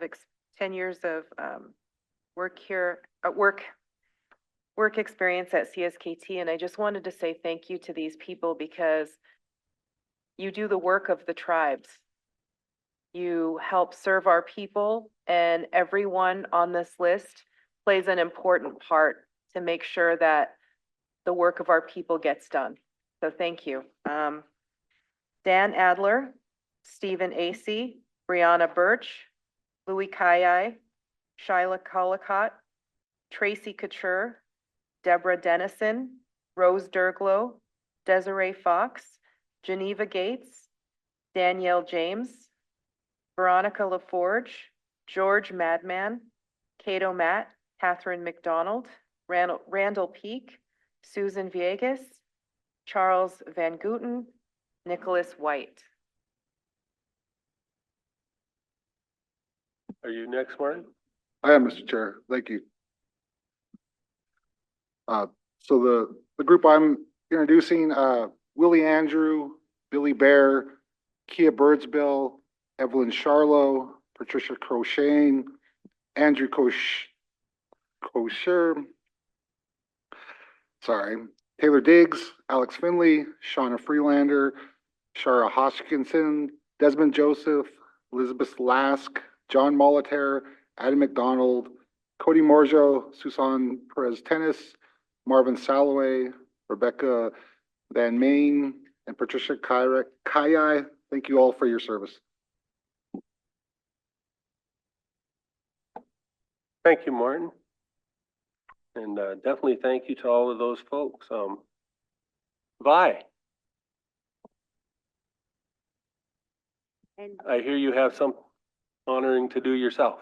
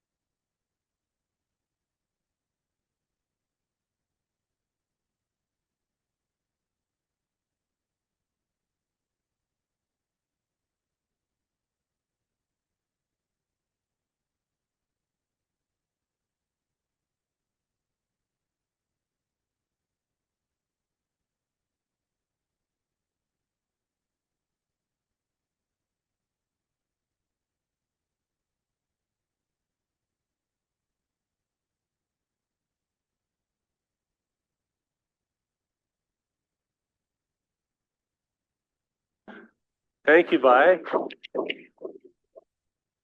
We have a quick announcement here. Thank you, Mr. Chair. Those folks that know about the food box distribution, the truck has moved over to the DHRD parking lot over by Quicksilver. So they'll be there till 2. Is that right? Jordan? Over here, moved over there. Big white truck over there. Also, there's another 50-50 outside here. Kendall and Dusty Bowl is raising money for her all-star softball team. So they're doing 50-50s out there too. So get 50-50s over here and out there too. So lems, thank you. With that, we'll pass the baton to Natalie. Come on, Natalie.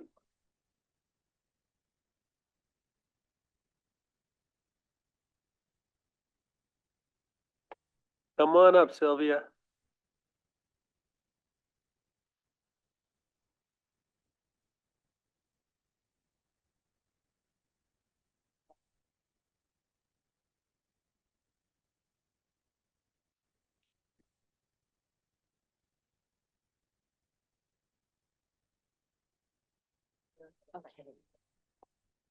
Okay.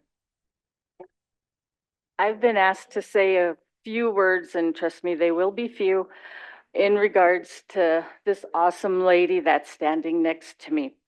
She retired this year, I'm going to say 30 plus years. She was also a foster care worker of ours, and then became the manager for Sylvia's store. She helped when we had our little going away luncheon. We figured she helped over half the tribal members on the reservation through her store with furniture, groceries, and doing the backpacks for our children and the Thanksgiving boxes for our elders. And throughout the years, her and I have to say, you can't say Sylvia without saying Marvin. Just take it on her. Just gonna read right here. Okay. Sylvia and Marvin would spend the year making blankets for our children at Christmas, and they would give them away. The kids would come every Christmas wanting to know where their blankets were. And Sylvia always had blankets, and she always kept us on track. We would think, thank God, Christmas is over. Now we can rest. In January, she'd be asking us, we need to start ordering the backpacks. We need to start getting the materials for the blankets. She's been a hard worker, and truly she will be missed at our office.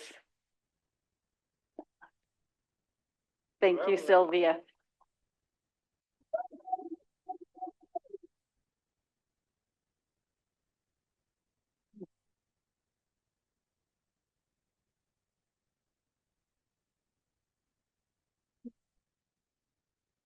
Thank you so much for your service, Sylvia.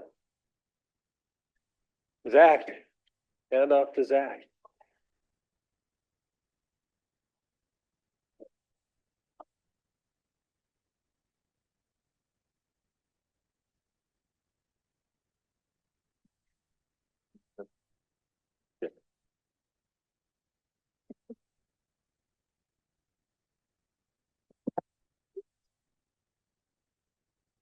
Hello.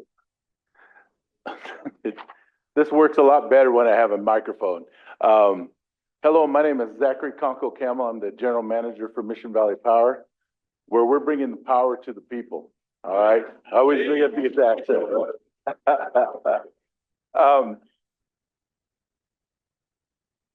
I was asked to introduce one of our wonderful employees that's retiring, Chloe Westerman. She started in BIA in 1978, working with the power building, so she already knew where she was heading in the right direction. Worked for 7 years there until she started working for the tribes in 1985. So almost 40 years she's worked for the tribes. She started with the water rights program, She helped implement and start the IT program by doing her computer stuff with water rights programs, shoreline, recreation permits, tribal lands, leasing.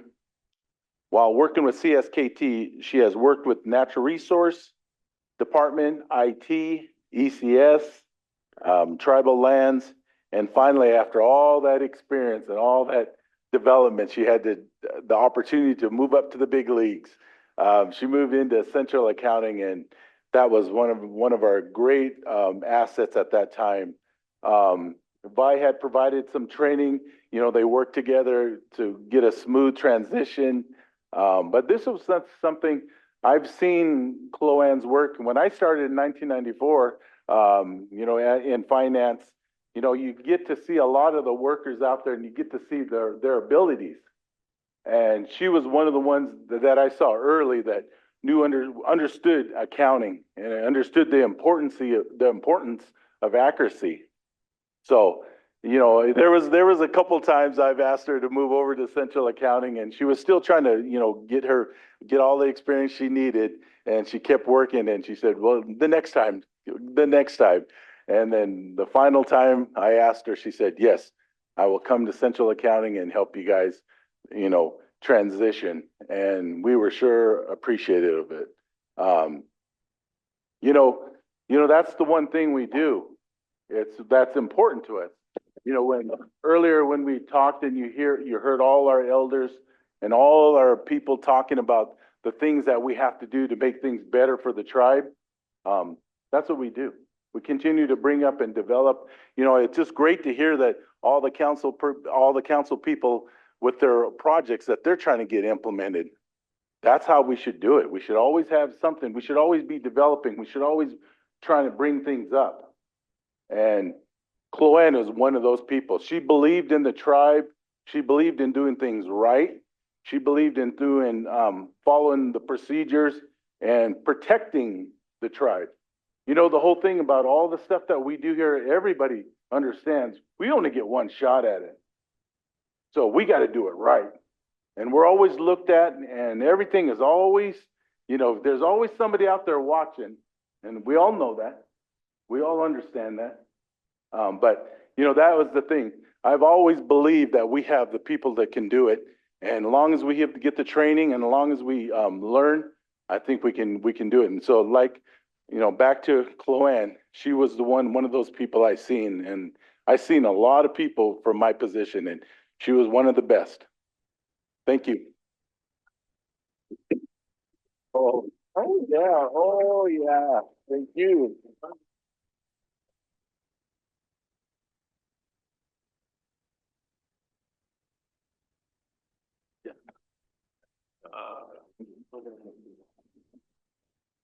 And now we hand the baton off to Tom. Thank you, Mr. Chair. It's a great honor that recognized. We talk about youth this morning. We talk about youth. I want to call Jeannie Wall Christopher to come up. Yeah, I can get my meeting down there. I'm going to read from right here, Jeannie, if you don't mind. I'll fall down. It's a great pleasure to recognize Jeannie Wall Christopher for all of her service. She's been a guiding force for the children of our reservation for the last 50 years. She has 3 children of her own. Melissa, Joseph, and Jim are her most precious and triumphant accomplishments, and her grandchildren, who she treasures and adores also. She's grown the Head Start program from one classroom to a program that spans the reservation from Arlee to Polson, with currently more than 23 classrooms, serving hundreds of children, ages from birth to 5. Jeannie's held in high regard and esteem and has been a revolutionary in the area of early childhood education throughout the nation. She's been a mentor for other AIAN programs and directors over the years. She took the task for getting early Head Start to our reservation when the program is funded to serve 90 infants and toddlers. Under her partnership with Salish Kootenai College, there has been a great success of many individuals getting their CDA, AA, bachelor's, and master's degrees. This is a huge accomplishment in the Head Start world. The partnership is an envy of many other Head Start programs across the country.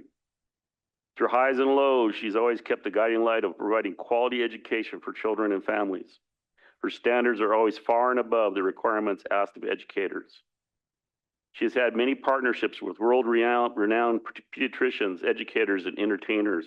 She's especially fond of one relationship with Dr. T. Barry Brazelton and the Touchpoints team, the formation of our own Touchpoints program, which is one of the first travel Touchpoints initiatives in the country. Through this partnership, the Touchpoints approach has been to create processes for staff to address barriers to design and implement high-quality, cultural and language-rich early childhood programming for parents and children. In summary, Jeannie will be greatly missed by the operations of ECS and has created a legacy that will continue for many years to come. We wish her the best in her retirement and spending time with her family and friends. She's one of those few people that has worked longer than me.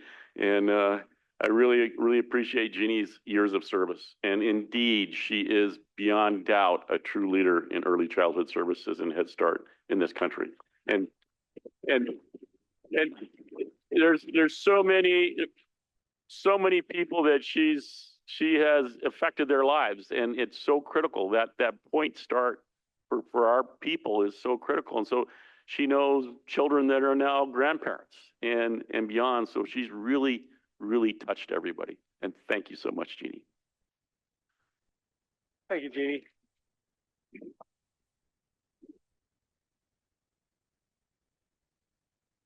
So the folks here who I'd like you all to come up too. My people, come up. My people who have left me.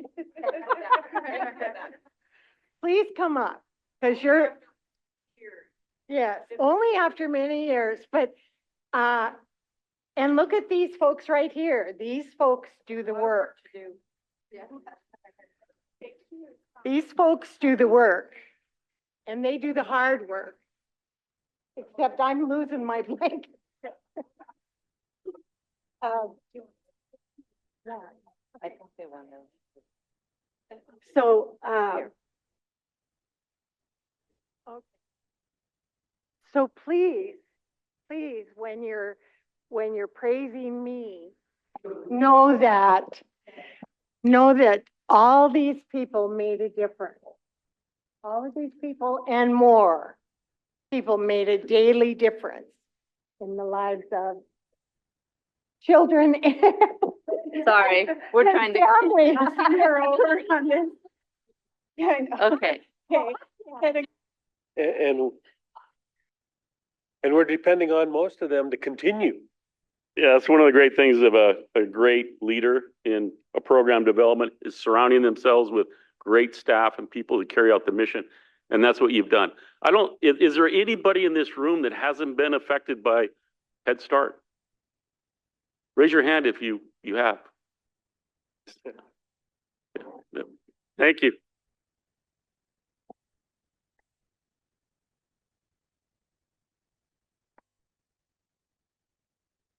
And now we'll have an honor song, please.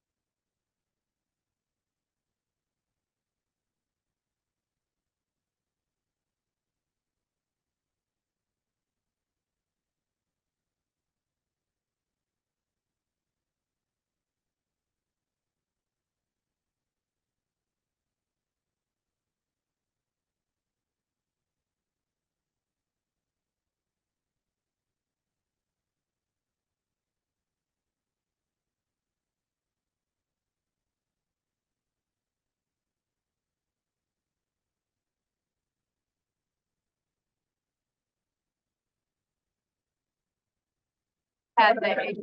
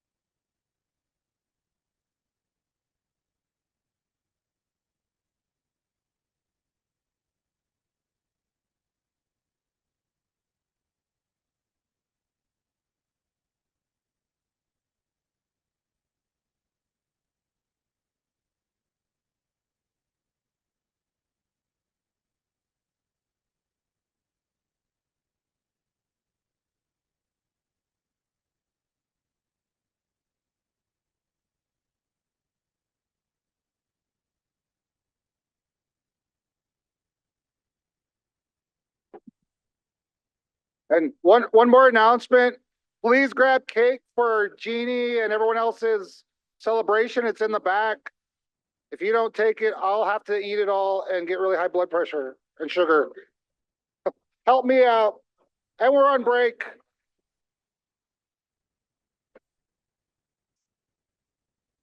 Remember when you're on, hello. When you're on break, get your 50-50 tickets from these rodeo stars and softball stars in the lobby.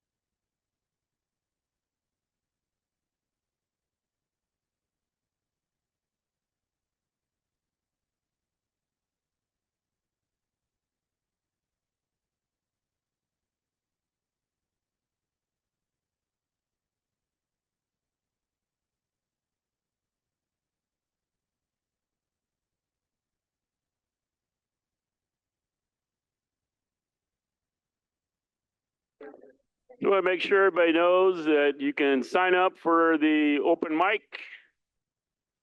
We only have one person signed up, so if you have something you want to talk about, please sign up. Come up and see Jen.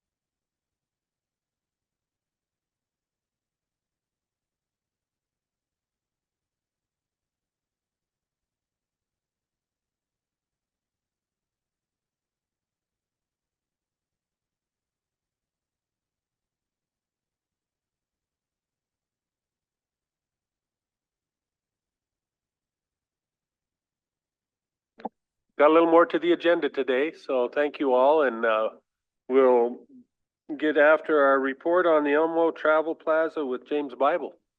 Come on up, James.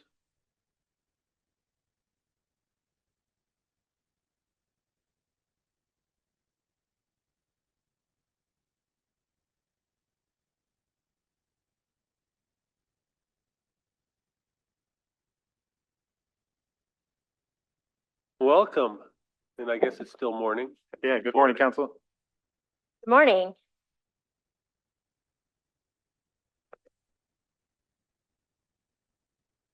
Before we begin, I have with me today Danielle Peterson. She is the newest board member to S&K Business Services. Congratulations, Daniel. Thank you. Thank you for the appointment.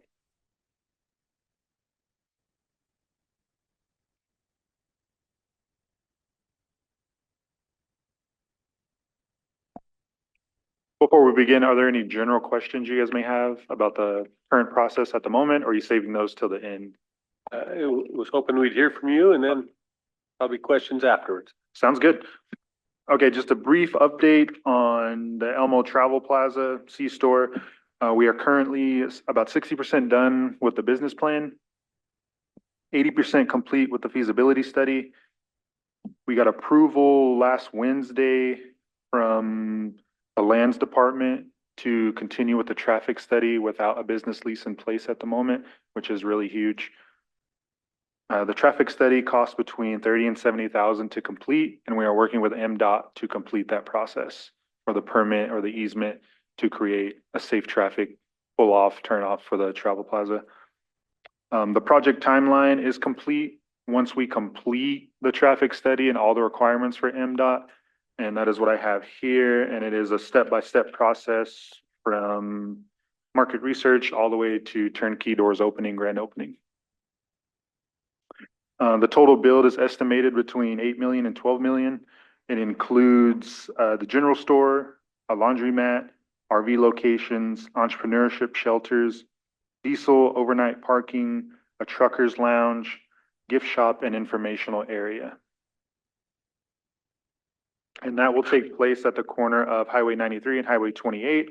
And the information I received from lands is we have about 100 to 120 acres to work with once we complete the business permit with lands.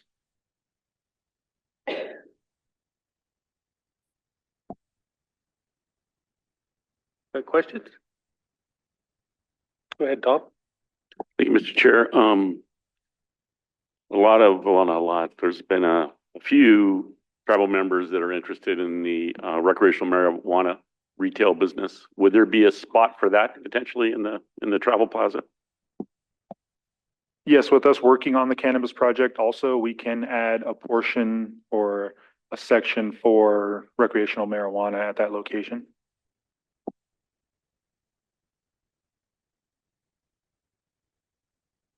Go ahead, Martin. That wouldn't be, that, the tax credit funding wouldn't affect that? What was that? The tax credit funding wouldn't affect that business? It may if we use the tax credits to build the project for the C-store. So things that the tax credits you can't do are cannabis and gaming. And just to have some numbers, our early projections for sales in the first year are 5.1 million for the C-store. 5.1 million the first year? Yes. And, wow, that's cool. Junior?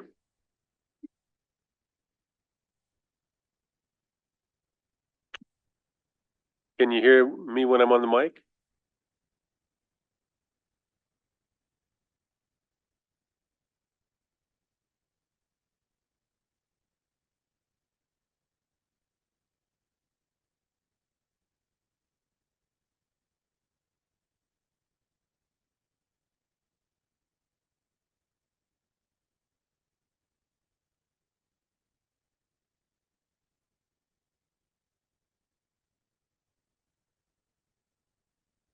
How about now? Is it any better?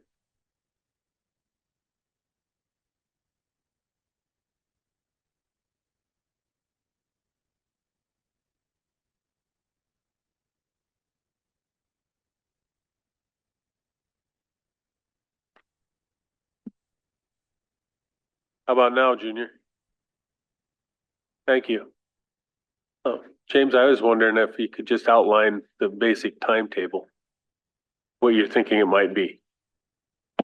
In our early research of the area, looks like if everything goes in order and we have the correct funding to complete the traffic study, it looks like you could possibly break ground in early fall of next year.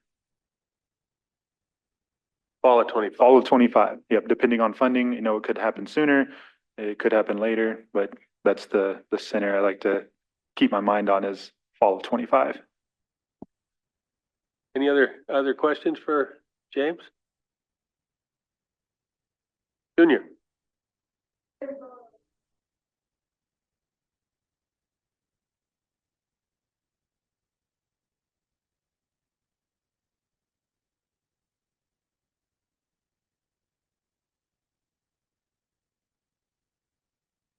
Yes, we are north of 28, just to the east of the MDOT transportation facility that they use to store their vehicles, dirt and salt.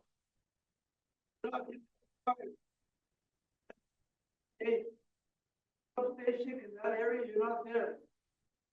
Yes, we are directly by the substation, the MDOT substation.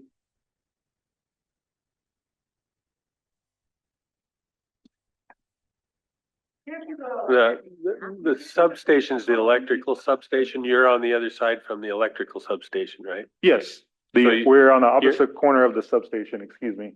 Yeah. So they're on the side of where Montana Roads has their facility. Yes. The north side. That was a concern when you guys came to the meeting. You know, where they used to have that shop where the boats pulled in and they checked? That's where I thought it was. But you guys are going north of 28 up here, right? Yes. Yeah, and see it, and we at the City Culture meeting, it was brought up, why aren't we using that inside that pie of 93 and 28? And, you went up on the north side by that sand pile.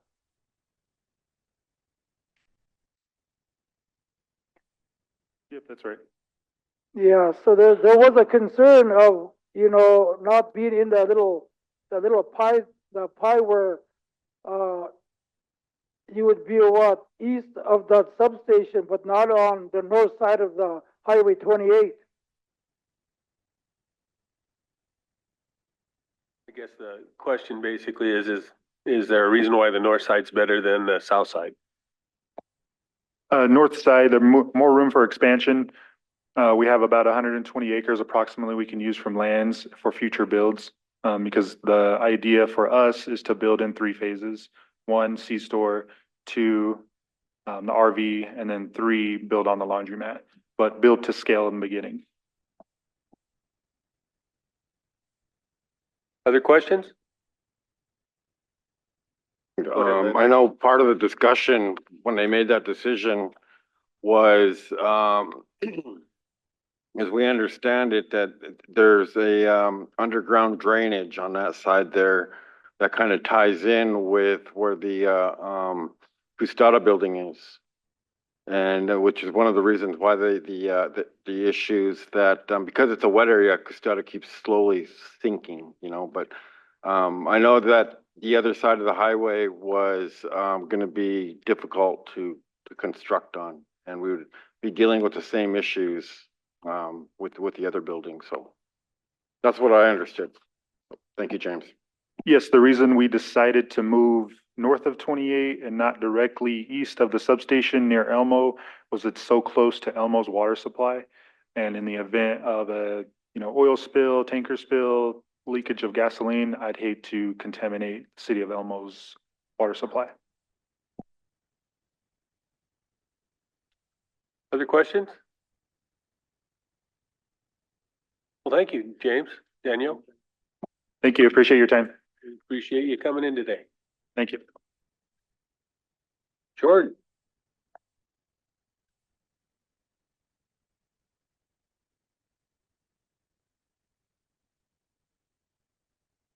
All right. Well, Chesquax, Pesia, Kasuk, Weltnam. It's good to see everyone this morning. I am keenly aware of time and we're a bit behind, so I'm going to do my best to scram a little bit. I'm 3 months into the acting position. I think I get new gray hairs every day, but I sure love it. This morning, it just felt really good coming in here with the drum, the prayer, the elders. Sure appreciate those elders' talks. That really fired me up this morning. Always good to work with council and hear their thoughts. And so anyway, just kind of the big things I think you heard a lot from council. Voting, that's huge. I did a lot of work in Helena and continue to think about our local, state, and national politics. And it's constantly a battle. And it is so much easier if we have good candidates in place.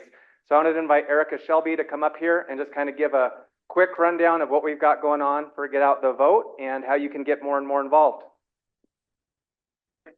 I think the membership would be good to hear about it. Let me just open up my computer. I have some numbers. All right, I'm sure, is this on? Oh yeah, I'm sure everybody knows this is an election year.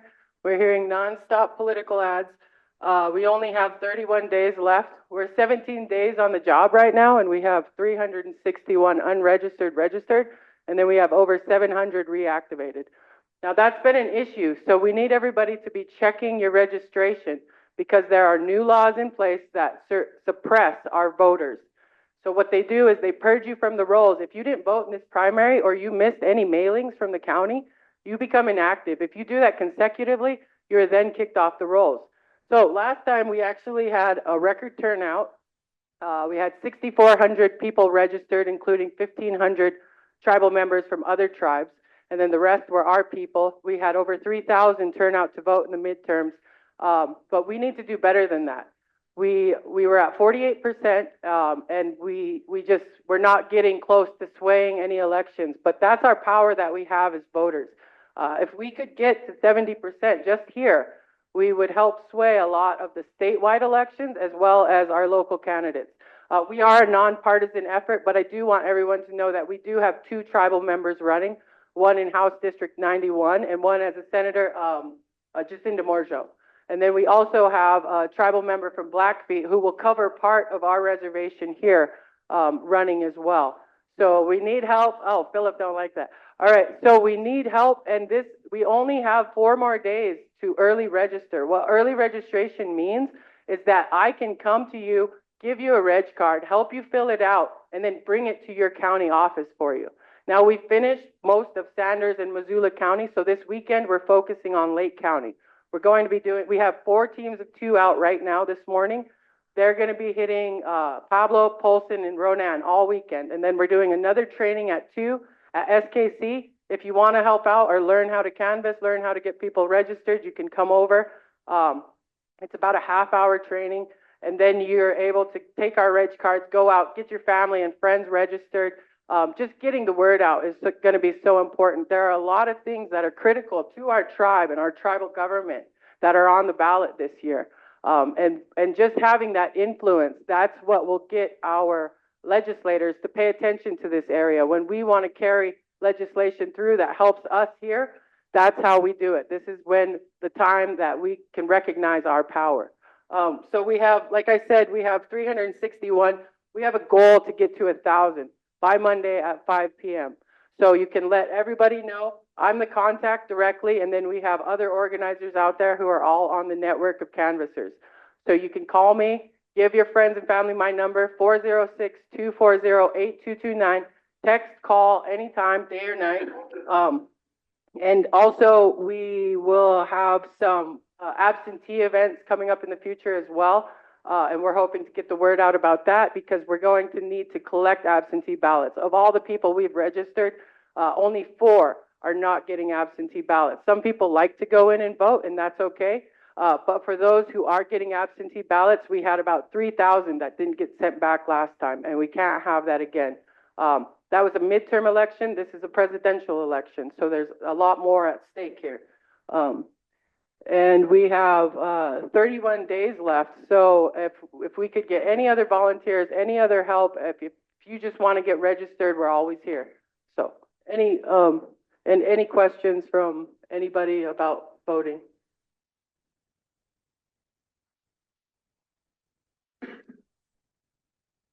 Mr. Chairman, members of the council, I just want to acknowledge that I think we're very fortunate that we're able to get somebody like Erica to lead our voting efforts here. I know we know you work hard out there, Erica, and want to thank you and just acknowledge the hard work that you do because it's very important for our people and thank you.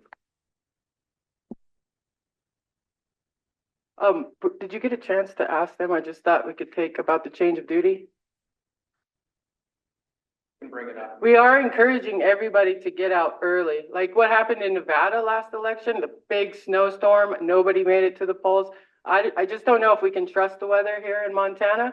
And so if we could get everybody, early voting starts October 7th. If we could give 2 hours of change of duty for a lot of our staff, our employees here are unregistered or inactive and they don't realize that. They will need to go to their county, their polling location to register and they can vote that same day.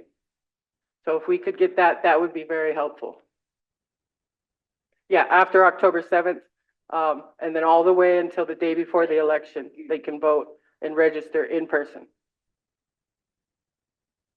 Erica, thank you. That's a really important point because it's so critical.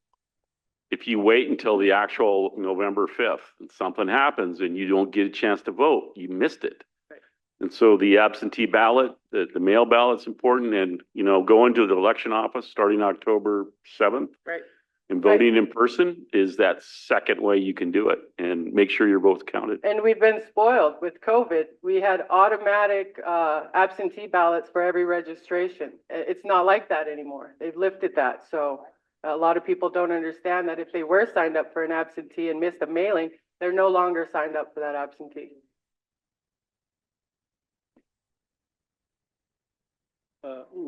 One thing I'm wondering if one of you might know a little, we had a good presentation on Initiative 126 and 127 yesterday. Yeah. It might be worth telling people that get to know Initiative 126 and 127. Yeah. Thanks, Chairman. So we did have a presentation on the ballot initiatives, 126 and 127. We have some pamphlets out there. I don't know if we'll have time to get into it right now, but a really good source of information is the Charcusta. And so the Charcusta has been putting out information about the elections and some of the things that have been going on. I think council talked about that this morning. So things are heating up, and we just really want you all to just be informed and engaged, and just I really appreciated hearing kind of who we are as tribal people, and I see like our politics and our law as kind of a dome of protection, kind of a force field to allow us to continue to be who we are in the midst of all of these outside forces. So the state of Montana, our frickin' commissioners, you know, our senators, they're all trying to penetrate that force field, and so we really gotta vote right. And I sure appreciate all of our fantastic folks that are helping us, like Erica. I'm just looking around the room. I think I saw Dan Decker, there you are, Patty Hibbler, you know, with our justice system.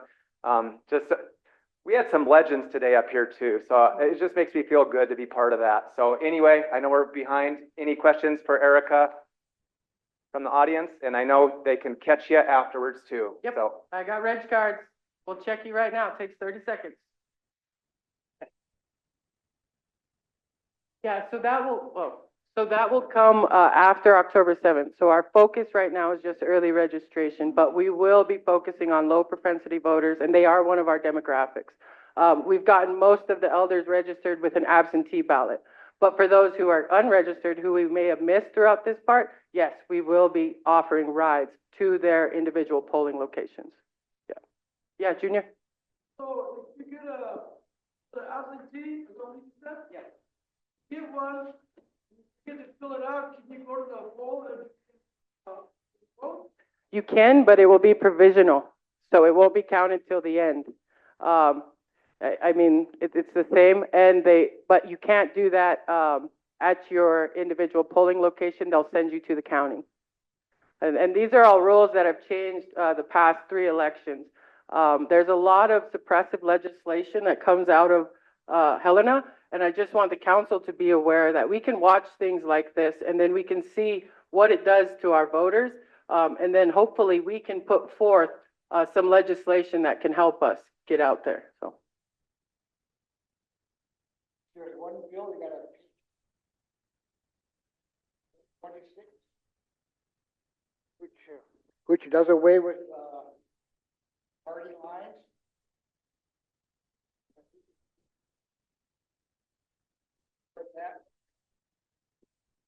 Yeah, and they did do a presentation yesterday. We're going to be looking at that a lot more and just seeing what the implications are for the tribe, and then we'll be informing everybody about it.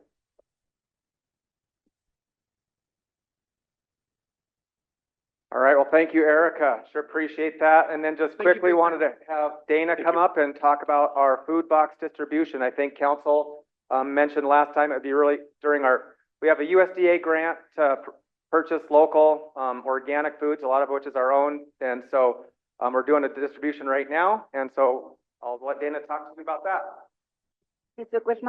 We have boxes out here, he just said. So I think all of my staff is out there to greet you and say hello, and we're really happy to get those boxes to you. It's all locally grown foods.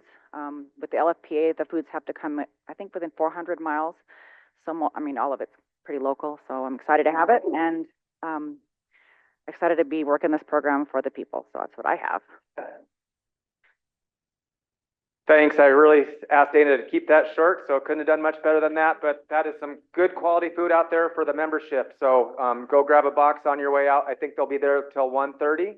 And so with that, I am always available for questions or discussion. I'll be hanging out till the end. And like I said, I think we've got some other tribal employees that are happy to visit with you all as well. I know we've got a big discussion coming up, so I'll leave it at that. We'll pass it on to Ruthie. All right.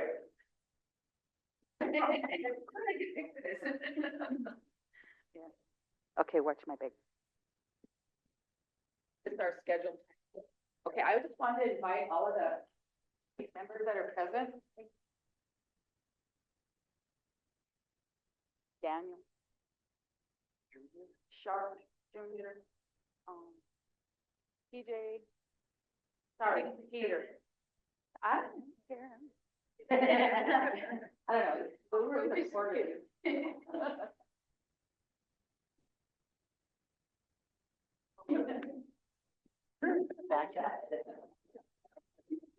Working? Oh, you keep trying that. I have enough rumors going around about me. You're not. Okay, are we done? Oh, I didn't go with my daughters. Well, I didn't know it was, I didn't know it was. I thought we were, because I said maybe I should be looking to the back.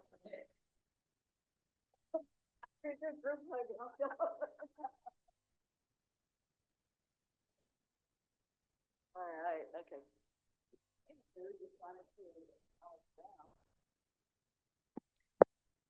I just want to clarify, I am a member of the committee appointed by council, one of the 46 actually appointed by council. And I've done just a great deal of the prep and logistics. So if anyone wants to say I'm running the committee, forcing the committee to do what I say, it's probably true. But it's only to say, please review this write-up. Please review the summary. Please review the information. We operate in consensus. And I know the 10 of you, it's hard to even get 10 of you in consensus. Like, what time are we going to quit? Y'all got an idea. Y'all want to be heard. So our group has worked hard in the working meetings we've had. And so I first want to applaud them. And any, I guess, information you're hearing that's not directly through our update or a committee member, you know, you take it however you want. But this is why we've had a very set process. We don't post on social media. If you see me posting anything, that's just me. That's not on behalf of the committee. So I want to be real clear about that. We've released updates to Charcusta, and that's the only news outlet that's been given them. We feel like keeping the information pretty close to the chest is important. Enrollment is our tribal sovereign thing. It doesn't require anybody else to weigh in and bless it or approve it. So I know that it might be a bit hard for people to have trust in that, but I want to say this, and I'm not just saying this because I'm in public. I absolutely trust the people I'm working with. We all have our opinion. We've shared that. I've welcomed that. We have divergent opinion. So here's the first fact. There is no uniform or universal idea coming out of the committee. None. When we went out to the 3 public meetings, we were asked, well, what are you asking us to talk about? We said, whatever you want. There's nothing that we're putting to you. We didn't say this idea A and this idea B. That's not how we did it. So after we had focused meeting discussions for 4 weeks in August, and we covered these topics, when we put out our write-up, someone thought those were options. So we had to quickly clarify. I said, no, it says they're topics. These are topics that have recurred for 90 years now. These are not new topics. So in the background paper, which you can see, those 6 topics are just that. They're things that have always been in the discussion of the leadership, of the membership, the general public. So to me, they are not new. Maybe to younger folks or less aware folks, they're kind of new, but to me, they're not. So we have talked about that at length. We went to each of the elders committees separately in closed meetings. Those weren't even public meetings. And we did that, and then we went to the general public and invited comment there. I have summarized those meetings for the committee to review. So we then will start meeting up again next week, we had hoped, planned. Some of the committee are like, we are? I said, well, yeah, I'm letting you know now. I emailed them, but maybe they haven't checked their email.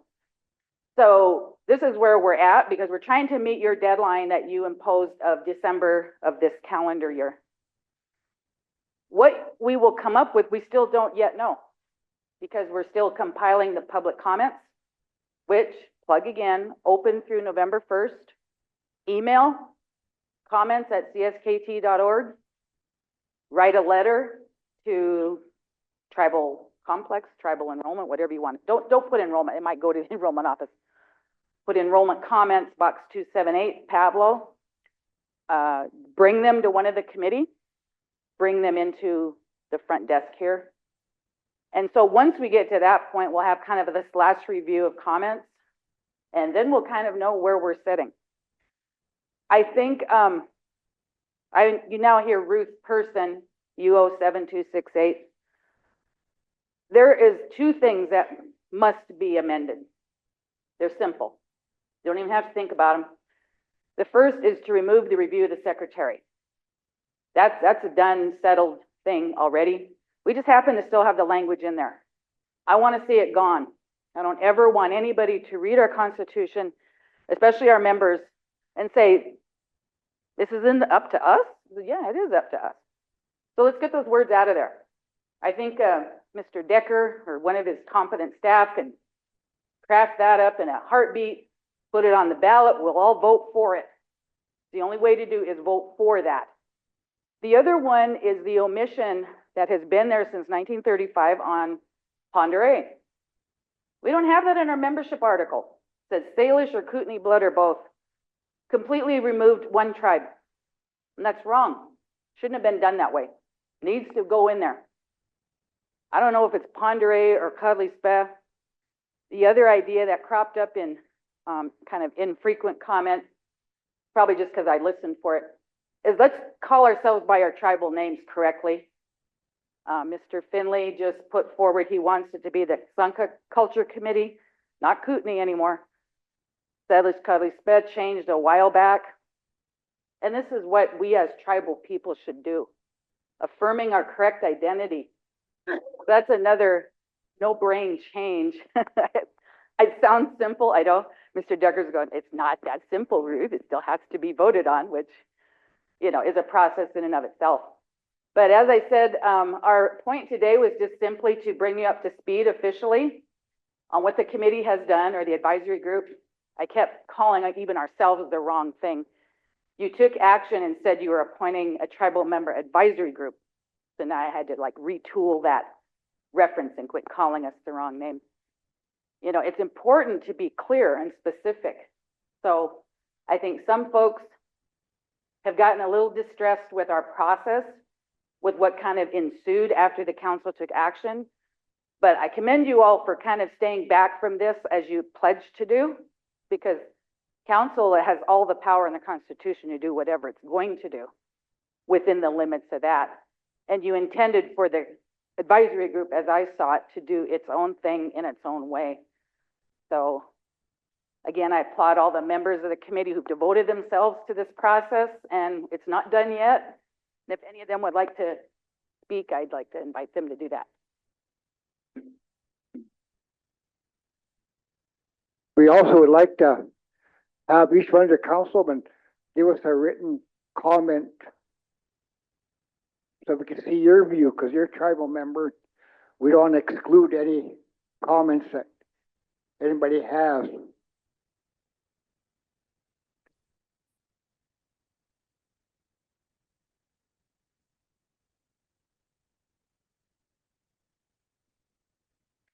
Okay, thank you for your time. And we appreciate you guys would give us a little aid and getting your comments to us timely. Thank you. Thank you, Philip. Who's on the list, Jen? On the list is Ruth Sweeney.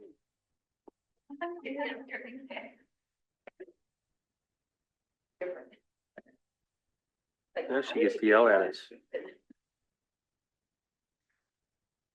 Did you already speak? You did. Whatever. Anyway, to me, You know, my elders, Pete Beaverhead and all those guys, and Kishulas, they always say we're going to lose our Indian blood, you know. We are going to change, you know. In that time, I didn't believe it was going to change because we had all elders. They all talk Indian. We all did all these things, you know. We had the real medicine people. We had all these things, you know. And I lived through that, you know. The Blue Jay people. He said, some of these days, you're going to change, you know. Our tribe's going to change. Our bloodline's going to change. And today, you know, this thing that's come up, you know, like I was talking about the Pondereys, you know, it's changed. Our ways changed. I don't care if I'm an elder, they don't listen to me, you know, because a long time ago, it was our elders we listened. They're the bosses. We either had one boss or two. They always told the grandpa and grandma, you know. Whatever they say, it went, you know. So today I hear about this, all these things, you know. I'm related to Chief somebody, I'm related to Chief somebody. I'm talking a bit about these people, you know. Tony Inkishula talked about it, you know. They go get down there and they get their pills and stuff like that. Our hospital, the tribe pays for it, you know. So today, you know, I told them, I said, just leave it the way it is, you know. Our elders, you know, down at St. Ignatius, I said 20 years, then they could bring it back up, you know. Not today. Not while we're still alive yet, you know, the elders. You know, just leave it the way it is. Not change anything, you know. And these Suyapis are the ones that trying to change. I hate to say that, you know, Suyapis, but they're trying to change it so then it'll go below, you know, below quarter, you know. And that's why I feel today. So you think about it from my heart, you know, and just like our elders used to say, if you want to stay with your full blood, you should marry your full blood, you know. There was that. So today, you know,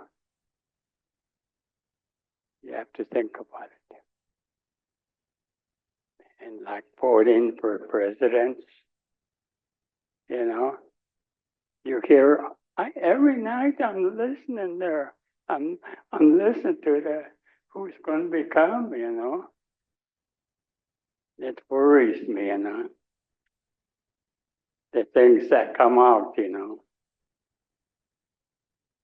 But I'm not trying to tell you guys who to vote for, you know. But go out there and vote, you know.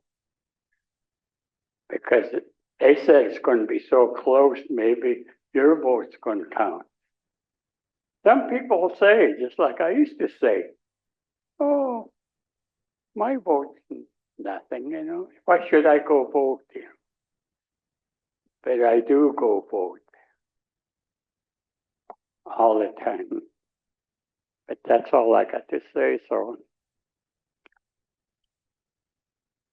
Oh, no, I'm a shit you get good. That's what I was going to be. You guys could change it.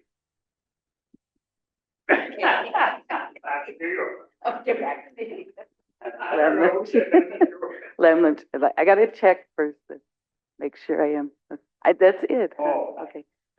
All right, and then Sam. Okay, Sam. I wanted to express a couple of thoughts I have.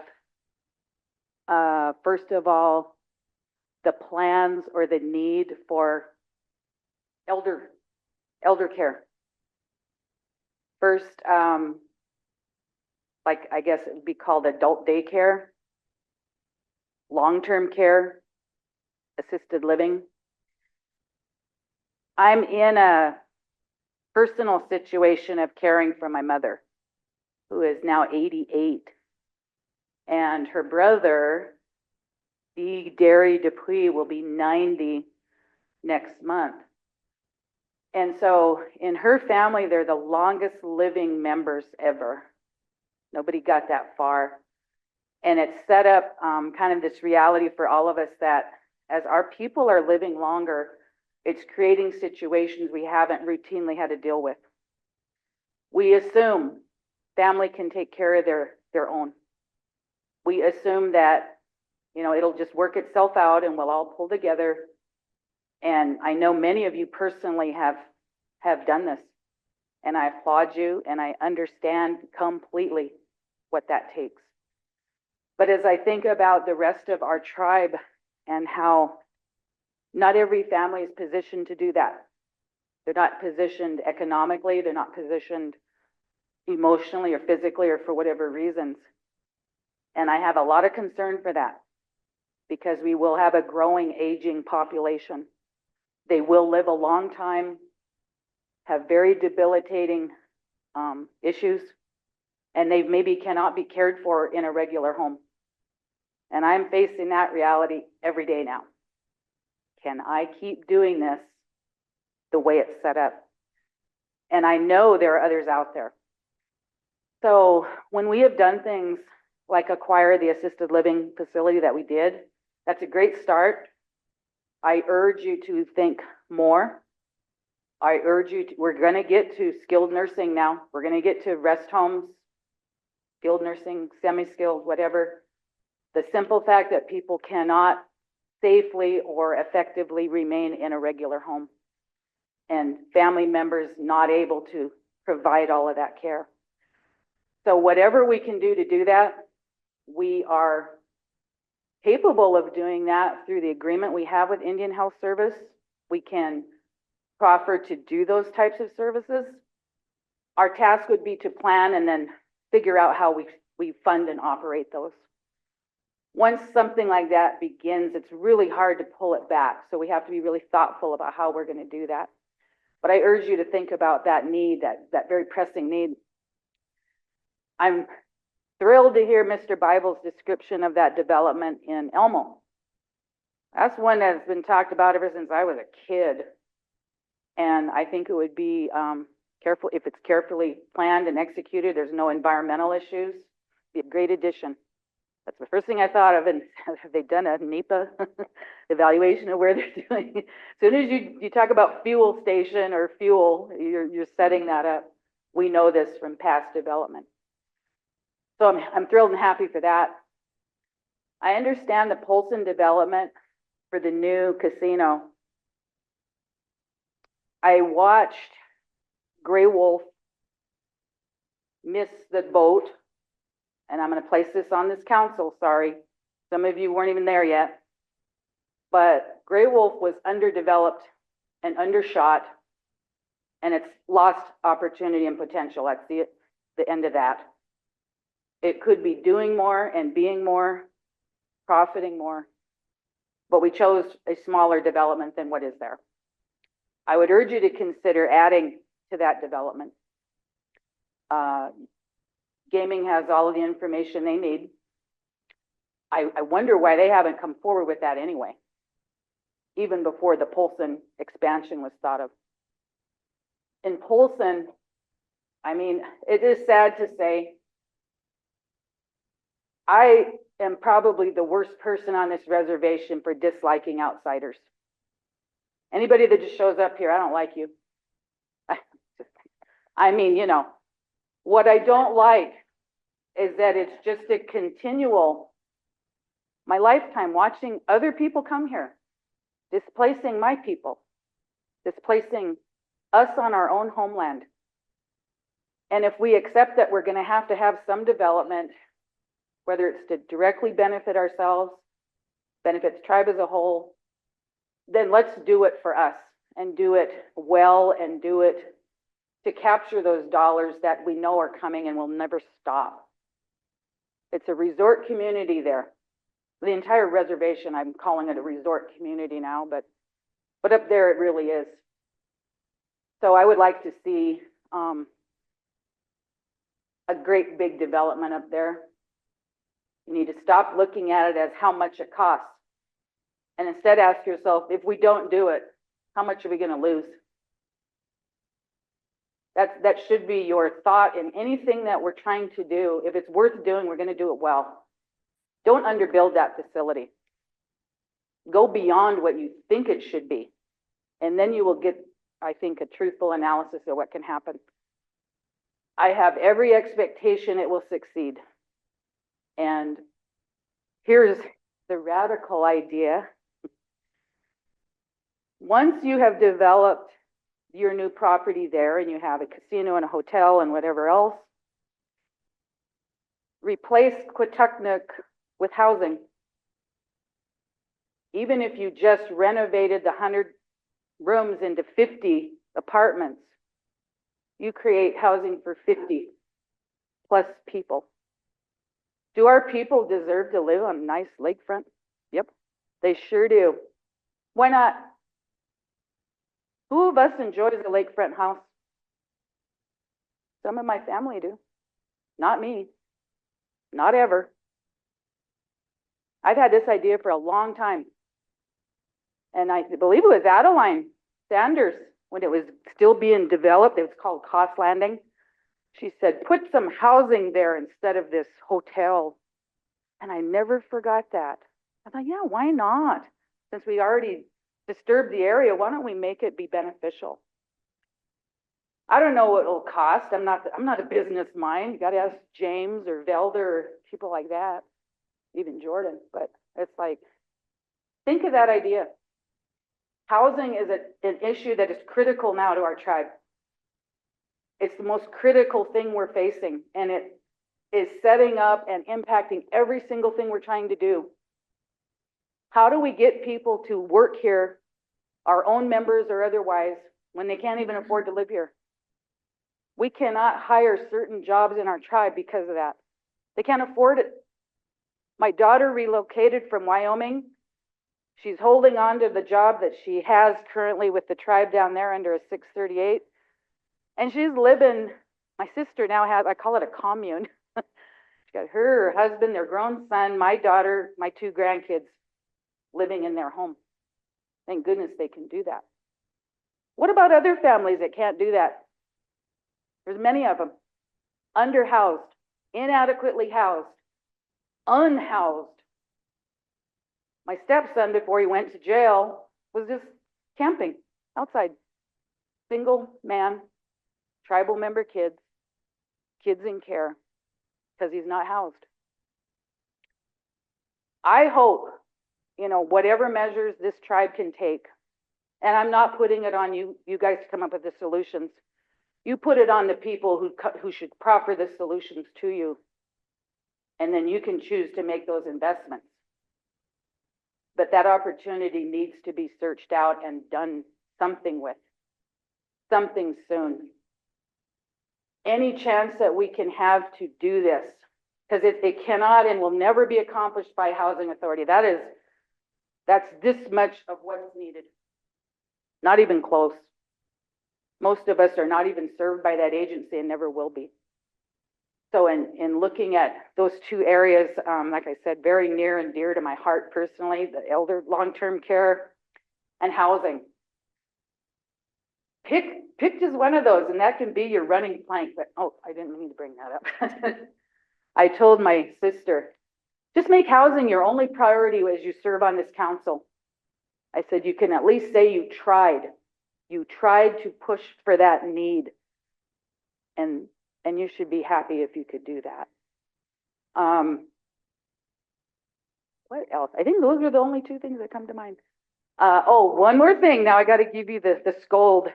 I'm gonna scold y'all now. So this is the second time I've come to the quarterly when you didn't get to the public talking until the end. And if you could reserve your own reports and comments for the end and let the membership talk first, you know, now everybody's kind of left that was here before. I'd appreciate that greatly, personally. Thank you.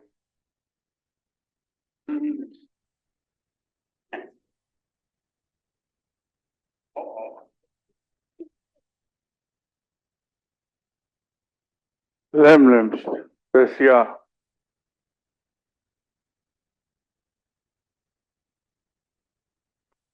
It's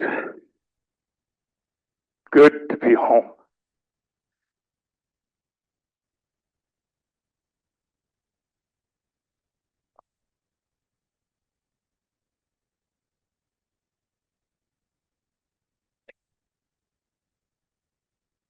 Lot of things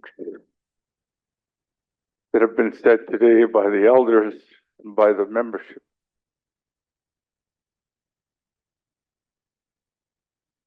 And I'm like my brother Junior.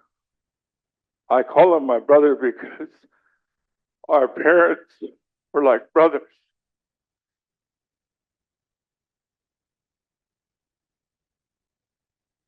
But so many things have happened throughout our lives that we forget where we come from. And I know over the years I've always referred to those pictorials, Salish, Pandare, Kasanka people, our chieftains. I'm today here. Thank you to our parents, John Pierre, Barnaby, and Hazel Mary Stanislaw, who got me back here to the state of Montana instead of working abroad.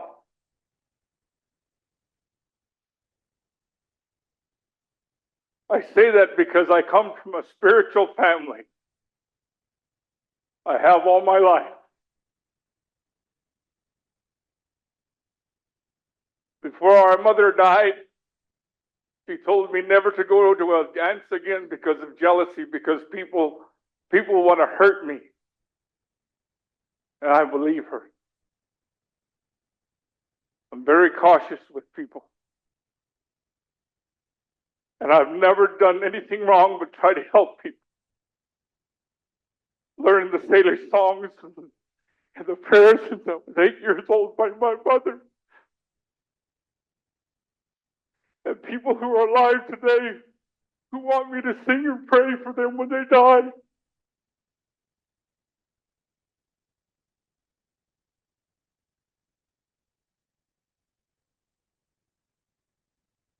A lot of hurt.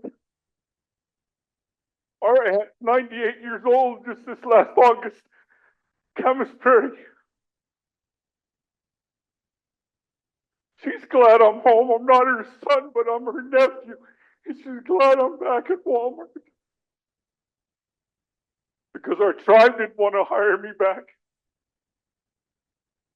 They wanted me to sell out, just to be low minimum wage when I've got all the experience I got. Customer service. I love seeing the tribal people now that are back in Walmart, glorified shop for ex-member of management, grocery shopping for everybody who wants to get things online. I give all thanks to my mom and dad because they helped me through spirituality after our Aunt Harriet died. They said, go talk to your boss.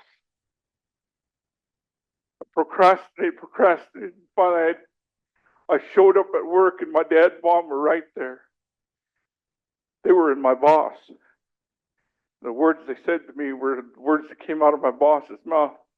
Hey, my boss all ready to go to bed, more so because that's what he did at night, and I worked at night, running the remodel of the Walmarts that I did for 15 months. What can I do for you?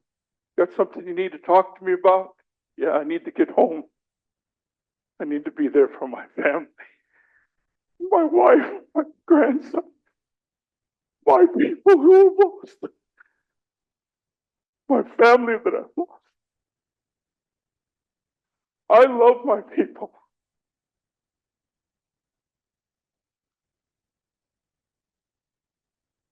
And I'm like my brother Junior, I don't like to scold, but sometimes things need to be said, just like my mom, dad always told, say things from the heart. So ever since even when I was a director of the Kateri Tekakwitha Youth Program, always try to prep things up. My dad said, you don't need to prep things, you speak from the heart. I started speaking in front of thousands of people at the Kateri Tekakwitha conference, even after I'd already been a prayer leader. I ask you to open, and I ask it seriously. What have you done for your people? The 5 who were elected to council just this recent election, what have you done? In my honest opinion, not a damn thing. My cousin there, right in. Yeah, Shelley Fine should still probably be there, even though I rooted for him. Bing Matt, who you keep on shutting down because he tries to fight for the people and fight for our monies, but oh, it just goes back to the general fund. Oh, it's not there. I think about Eloise Cobell shouting from heaven what she did for us. And what you do, you took it upon yourselves or the council before and did what they did. And then we talk about elections and we talk about what's going on out there in the world today. I knew growing up, going to the dances at New Year's when Joanne Teese and all these Pat Left Hand, Basil Left Hand, these medicine men and these medicine women, and they'd see things in there. COVID-19 came around. I knew that happened. It was foretold. The insurrection, January 6th, that was foretold. Our ancestors, who we speak about on these walls, these murals, they told us that it was coming.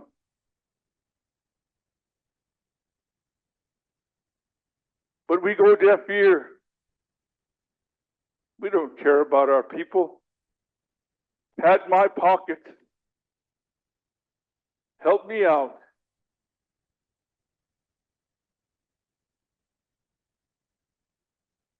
When I got home 2 months ago, I was passing through, come to see my adopted sister. We were had a good chat and whatnot outside when you guys had put a full agenda that day. Had a 15-minute lunch. You had some people from up north who were going to present to you, and she was out there telling them, we'll get to you in 15 minutes. We've got to take a quick break. 1:15 already. One of the councilmen who was just elected back into council come out, and I just like blown over. He's not here today. Come shake my hand, and I told my sister Carol, I said, geez, haven't seen him since he got elected. Haven't got a return phone call since he got elected. But boy, every time I could talk to him over the phone or whatever before he got elected, he was right there. Now, deaf ear. Come to shake my hand. Yeah, we have indifferences. But at the same time, I had indifferences with my cousin Joe Derglo. But he's still my cousin, and we still talk, and we still get along. my good buddy Bud Moran. Haven't seen him since I've been home, but I always call him my dad. Him and my dad were like Mustangs. That's what he told me when I was a young boy at his son's, who was my classmate's wedding. Married my cousin, Lynette. He says, you know, your dad and I were rare people. He says, we're Mustangs. And I didn't know what he was talking about. I was in high school then. He says, we're the ones with all the wit. And I think, and I team that up with people like Ruth and them's father. And I think about a tape recording I heard about him many times, and I had a lot of respect for that man because he worked with our dad too in the bird farm. And he talked about having a PhD himself, post-hole digger. I love my people. I want to work for my people. I don't want to work for this private corporation all my life, but that's what I've been doing since I was young. Been in retail almost 30 years plus, since Rod's Mission Mart in Ronan. When are you going to work for us? Like my cousin Len always says, and I love it when he says it, we work for you, the people. The only one of the few council members who really actually acknowledges that and knows it. He doesn't like listening to his cousin chew him out over the phone, but he listens. So does my sister Carol. Nobody else. They just want to shy away and turn away from Sam Barnaby. Is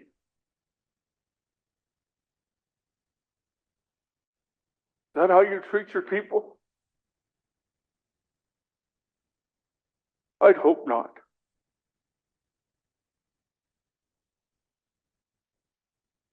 Because all these things that are happening, they're happening. All these things that are happening, they were foretold. We think about the determination of us. That's what they set us up to do. But we're smarter than that. They gave us the tools. You heard it.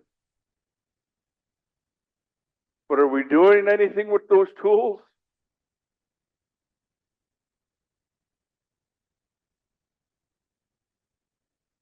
Years ago, we had an executive secretary who overruled the 10. Finally got them ousted, and the 10 took over their responsibility to the Confederated Salish Kootenai Ponderay people. And then now we got 5, 6 executives that you have to answer to, that you have to appoint, that you have to make decisions for our government. That's wrong. Rick Inyas resigned, but is there a loophole that he'll come back in?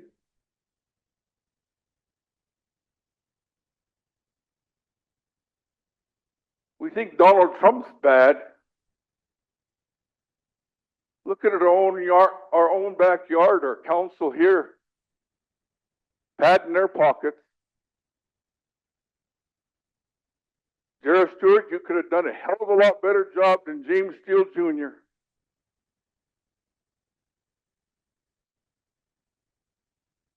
My cousin Bink Kobenik still going and learning the language after she's been gone abroad in the Navy with her husband, ex-husband. She'd do a hell of a lot better job than Mike Dolson as chairman. My aunt, who just died, promised to get something done with her house years before she died. Just down the road from where you lived. Nothing ever done. True fact.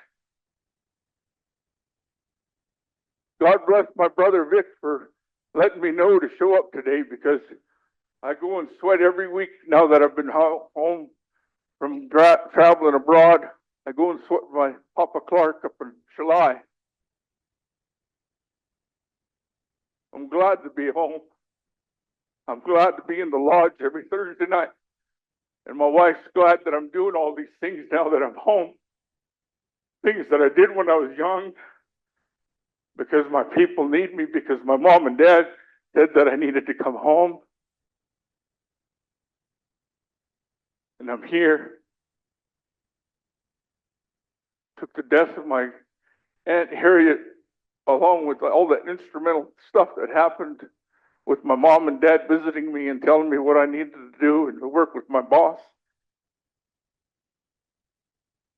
Since the tribe didn't want to hire me, casino, customer service, cashier, lead, whatever.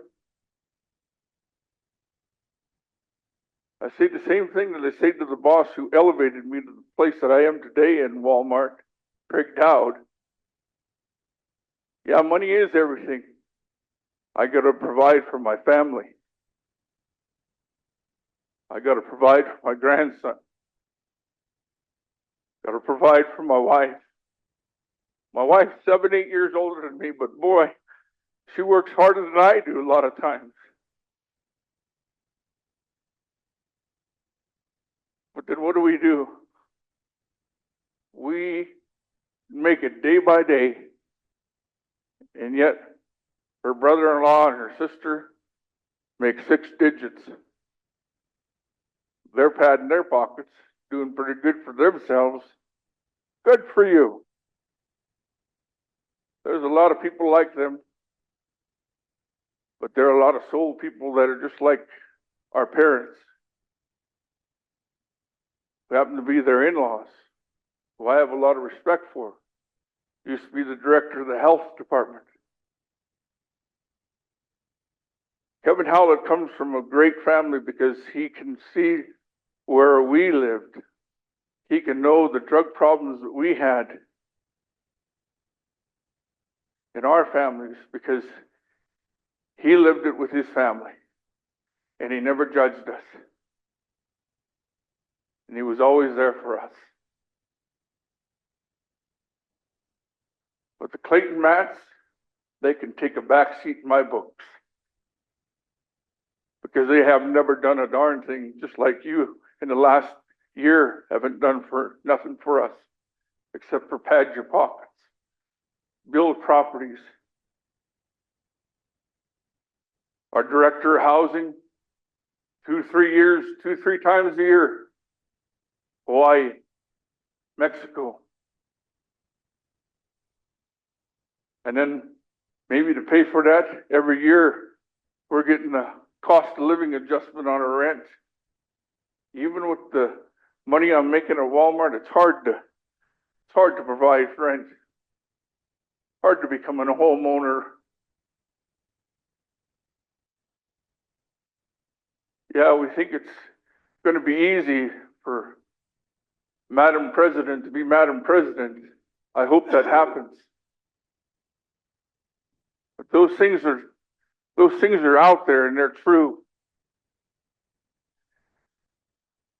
And they're real.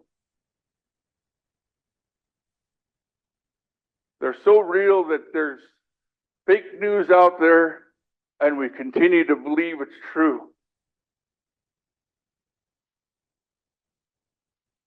Donald Trump, he's orchestrating a doggone good movement because, well, he wants to see the termination of us. I don't, but the writing's on the wall. And you're following suit. You know, you got your golf game too.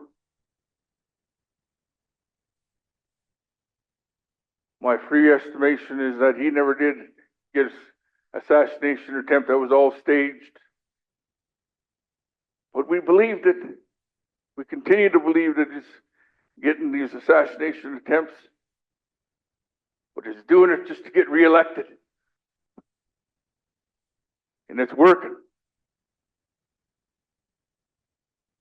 working so hard that it bothers my soul, bothers those people who we learned the tools otherwise of how we could govern ourselves and take care of our people. But the only people we take care of are yourselves, the Chuupa, your families. The rest of us, we're left out there to rot. I know how my dad felt all his life now. I can understand what Ruth's talking about, taking care of your parents. I took care of them till they died. Our mother and our father. And God, I loved them. And more so, I know that they loved me. Loved me enough to get me back here today. And like I said, like my brother, Junior, I don't like to say these words. I don't like to be scolding. But you know, sometimes we need that spanking. And I close with this. Our dad was such a powerful man that I believe in my heart that he was a medicine man. Our mom set us all down after we laid our father to rest. And she said, you know, your dad was here. 3-4 days we had him in the longhouse. And you know how your dad was when he'd go to funerals or doings and whatnot. Kind of like how I felt like earlier today when people were chit-chatting in the room. My dad would say, sit down, pray. Somebody's trying to pray. Somebody's talking. Those days are gone, just like we heard from our elders. My cousin who was here.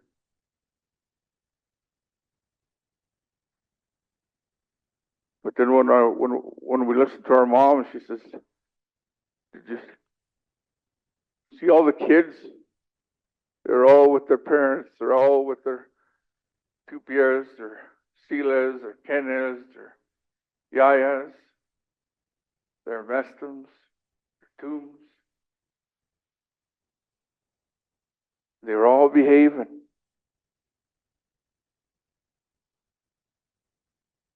Yeah. Dad was there.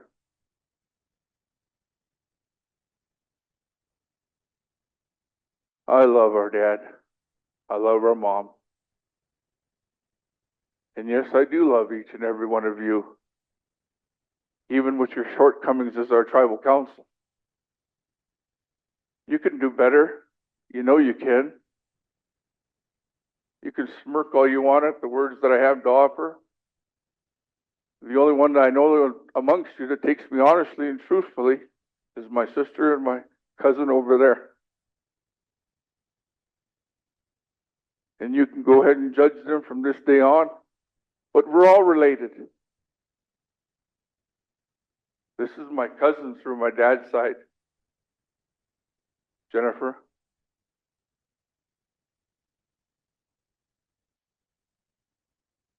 We need to step up. You need to step up. And one of the things that I learned throughout the years of our father and our mother, and that's why I've always come to these quarterlies, is just what I'd learned from one of our leaders who came and visited us at church a couple weeks ago. And I think about the man who just lost his life, our neighbor, and it had to do all about that. Nothing's ever a coincidence in life, Mom and Dad would always tell us. And that's why I say these teachings of what I'm telling you about Ed Loader. He was just a man who just showed up. And that's what our dad and mom would always tell us. Just show up. People may criticize you. People People may scorn you, but we're making you a prayer leader to help these people, help your people. And that's what I've done all my life. And I'll do it to the day I die.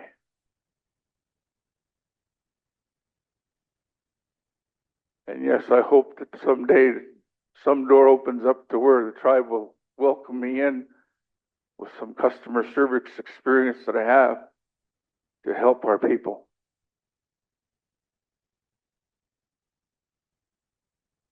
I have my own prayers, but like I said, I have to take caution with the last words that our mother left with me. People are jealous of you, Sam. But I love you and I'm going to protect you, and she has.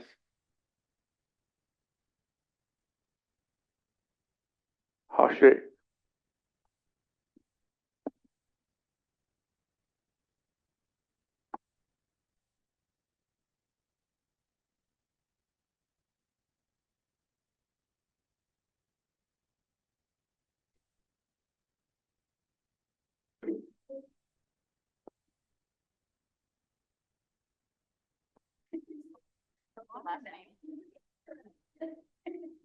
Unless somebody wants to sign up now, but that's the last name.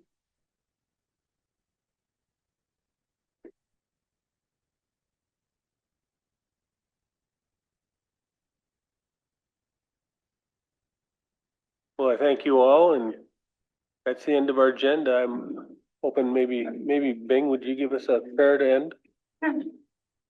Junior? Is he on the list? A few words. Come on up and give a few words.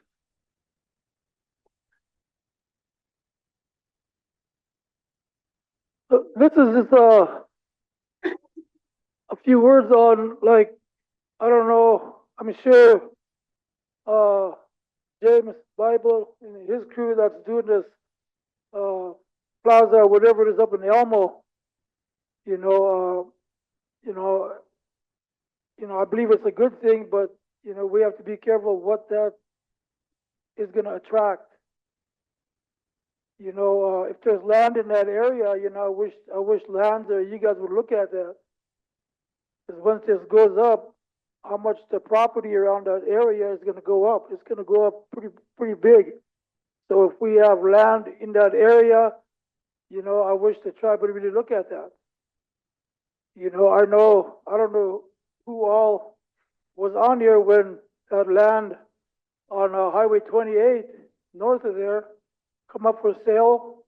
And I believe the tribes had an option buy it, but they never did. Now there's 25, 30 homes up there, non-tribal homes. We talk about housing in the Elmo area. Well, the wrong people got a hold of it and took off with it. There's 35, 40 homes up there now. And like I told you earlier, the top house over there, they ran out of water.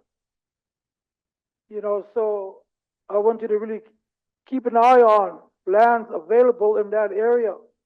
Dayton, Elmo, Big Arm, because it's going to go. That's this land business, if you can get it now, I would surely like you guys to look at that. And I talk about what Ruth talked about, that the expansion of the casino. Well, I look at the one in Big Arm.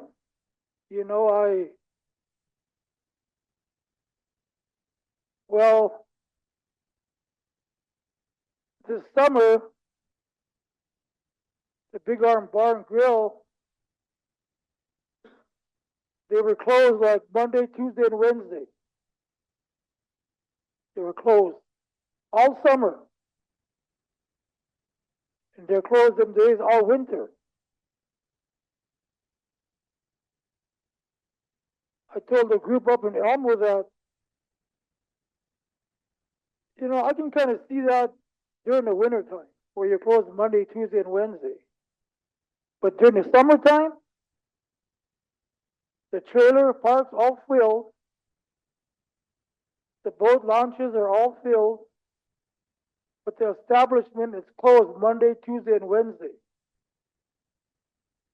And I don't know what you guys think about that, but I don't like that.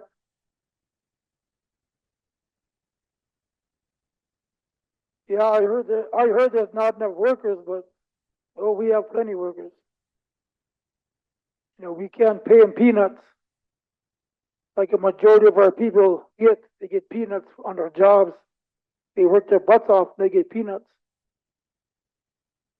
And I gotta say something about, I don't know what kind of handle you have on the committees that are established on this reservation. I don't know how many committees we have, boards, committees. I don't know how many we have.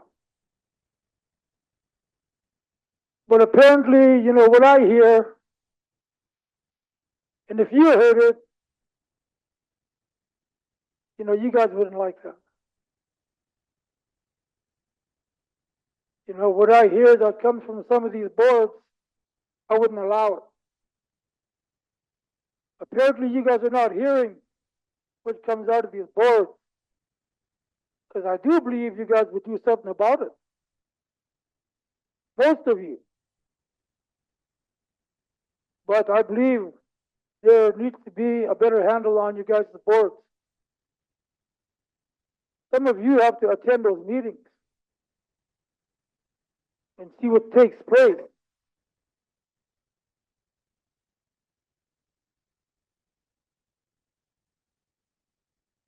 You know, it's ashamed what I've seen and what I hear. Shameful. And I'm asking you in a nice way to look at that. Honestly, look at it.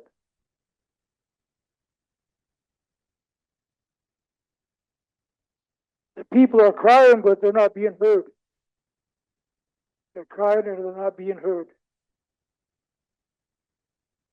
And I know if you knew, would you probably help.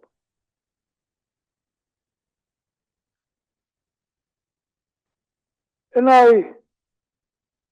this is my personal own opinion when I was up here this morning, as I was looking at these people on the wall here. You know, what they went through, what their dad went through, what their grandpa went through, what their great-grandpa went through,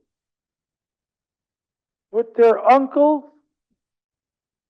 what they all went through. And who did that to them? The people that stand behind that flag right there. Again, this is my own opinion. What that flag, the people that stand behind our flag, what they have done to us. And we honor it. I can see a lot of our people fought for that flag. The reason why they went there, I don't know how it was back then living on the reservation. Of all our earth lines, that flag stood in there. I would like each tribe that on this reservation have their flag up here. Each tribe have their own flag up here. I'm not going to ask you what to do with that flag. I'm not. I'll leave that. What do you guys think of it? I'm not going to sit here and ask you what you think of it, but that's what I think of it. It's like ears sitting in here listening to us. That's what those chiefs would say. It's like ears for the white man. They're sitting in here listening to you.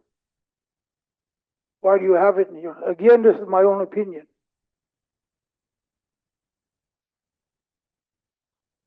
But I thank you. I thank all of you.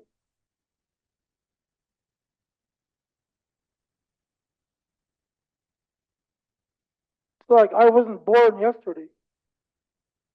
I know what you guys go through. I know what your intent is when you get elected. I know what your purpose is when you get elected, but I just see a little bit of that.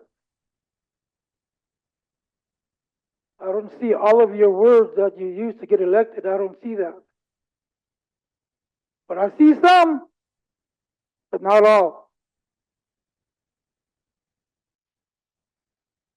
It would be great to see all the words you use to get there, get that chair. I'd love to see all that. Again, you know, I wish everybody happiness, healthy, growth, everybody. I wish that all for you. Again, let's help each other grow. Let's help each other take that other step without stepping on a pebble. That flake gives us enough pebbles in our way. Let's not make pebbles for our own people. Let's not throw pebbles on our footsteps, our paths, our road. It's too hard today to take that other step. There's too much against us already. Don't make it worse in our tribal government. Don't make it worse for us. I know it's easy for me to say in how you guys stand up for us. But I hope, I'm not saying this in a derogative way. I want you to use it as a tool. Just like your mom and dad give you these tools to use. Your aunties and your grandmas give you tools to use. Well, there's a reason why they gave you that tool. And there's a way to use that tool. Not to use it against us, though. We don't want to do that. So with that, I thank you. And I'll see you at next quarterly. Thank you.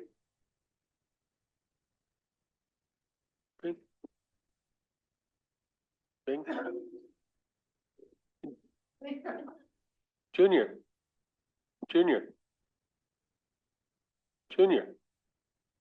Would you give us a prayer at the end of the day?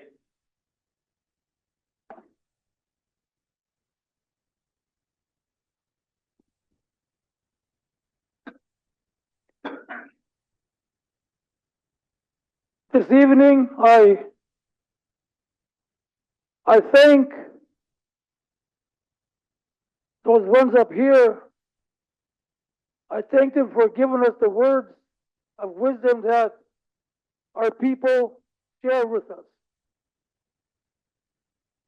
I thank you for that, Napika, for giving us the power, the courage to come in and express our feelings in hope that these feelings will help us and carry us down the road. These feelings will take us to tomorrow. And I thank, again, this one up here. I thank those people on the wall. I thank these 10 people here. Look at your road. I wish you good health, your food, your materials. Hey, boy. And we do have a demonstration of a drone that will be out in the parking lot. The drone that we authorized here a month and a half ago.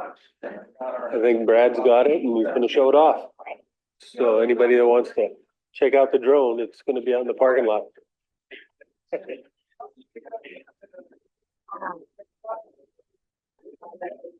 They're droning now. Yeah, we're done.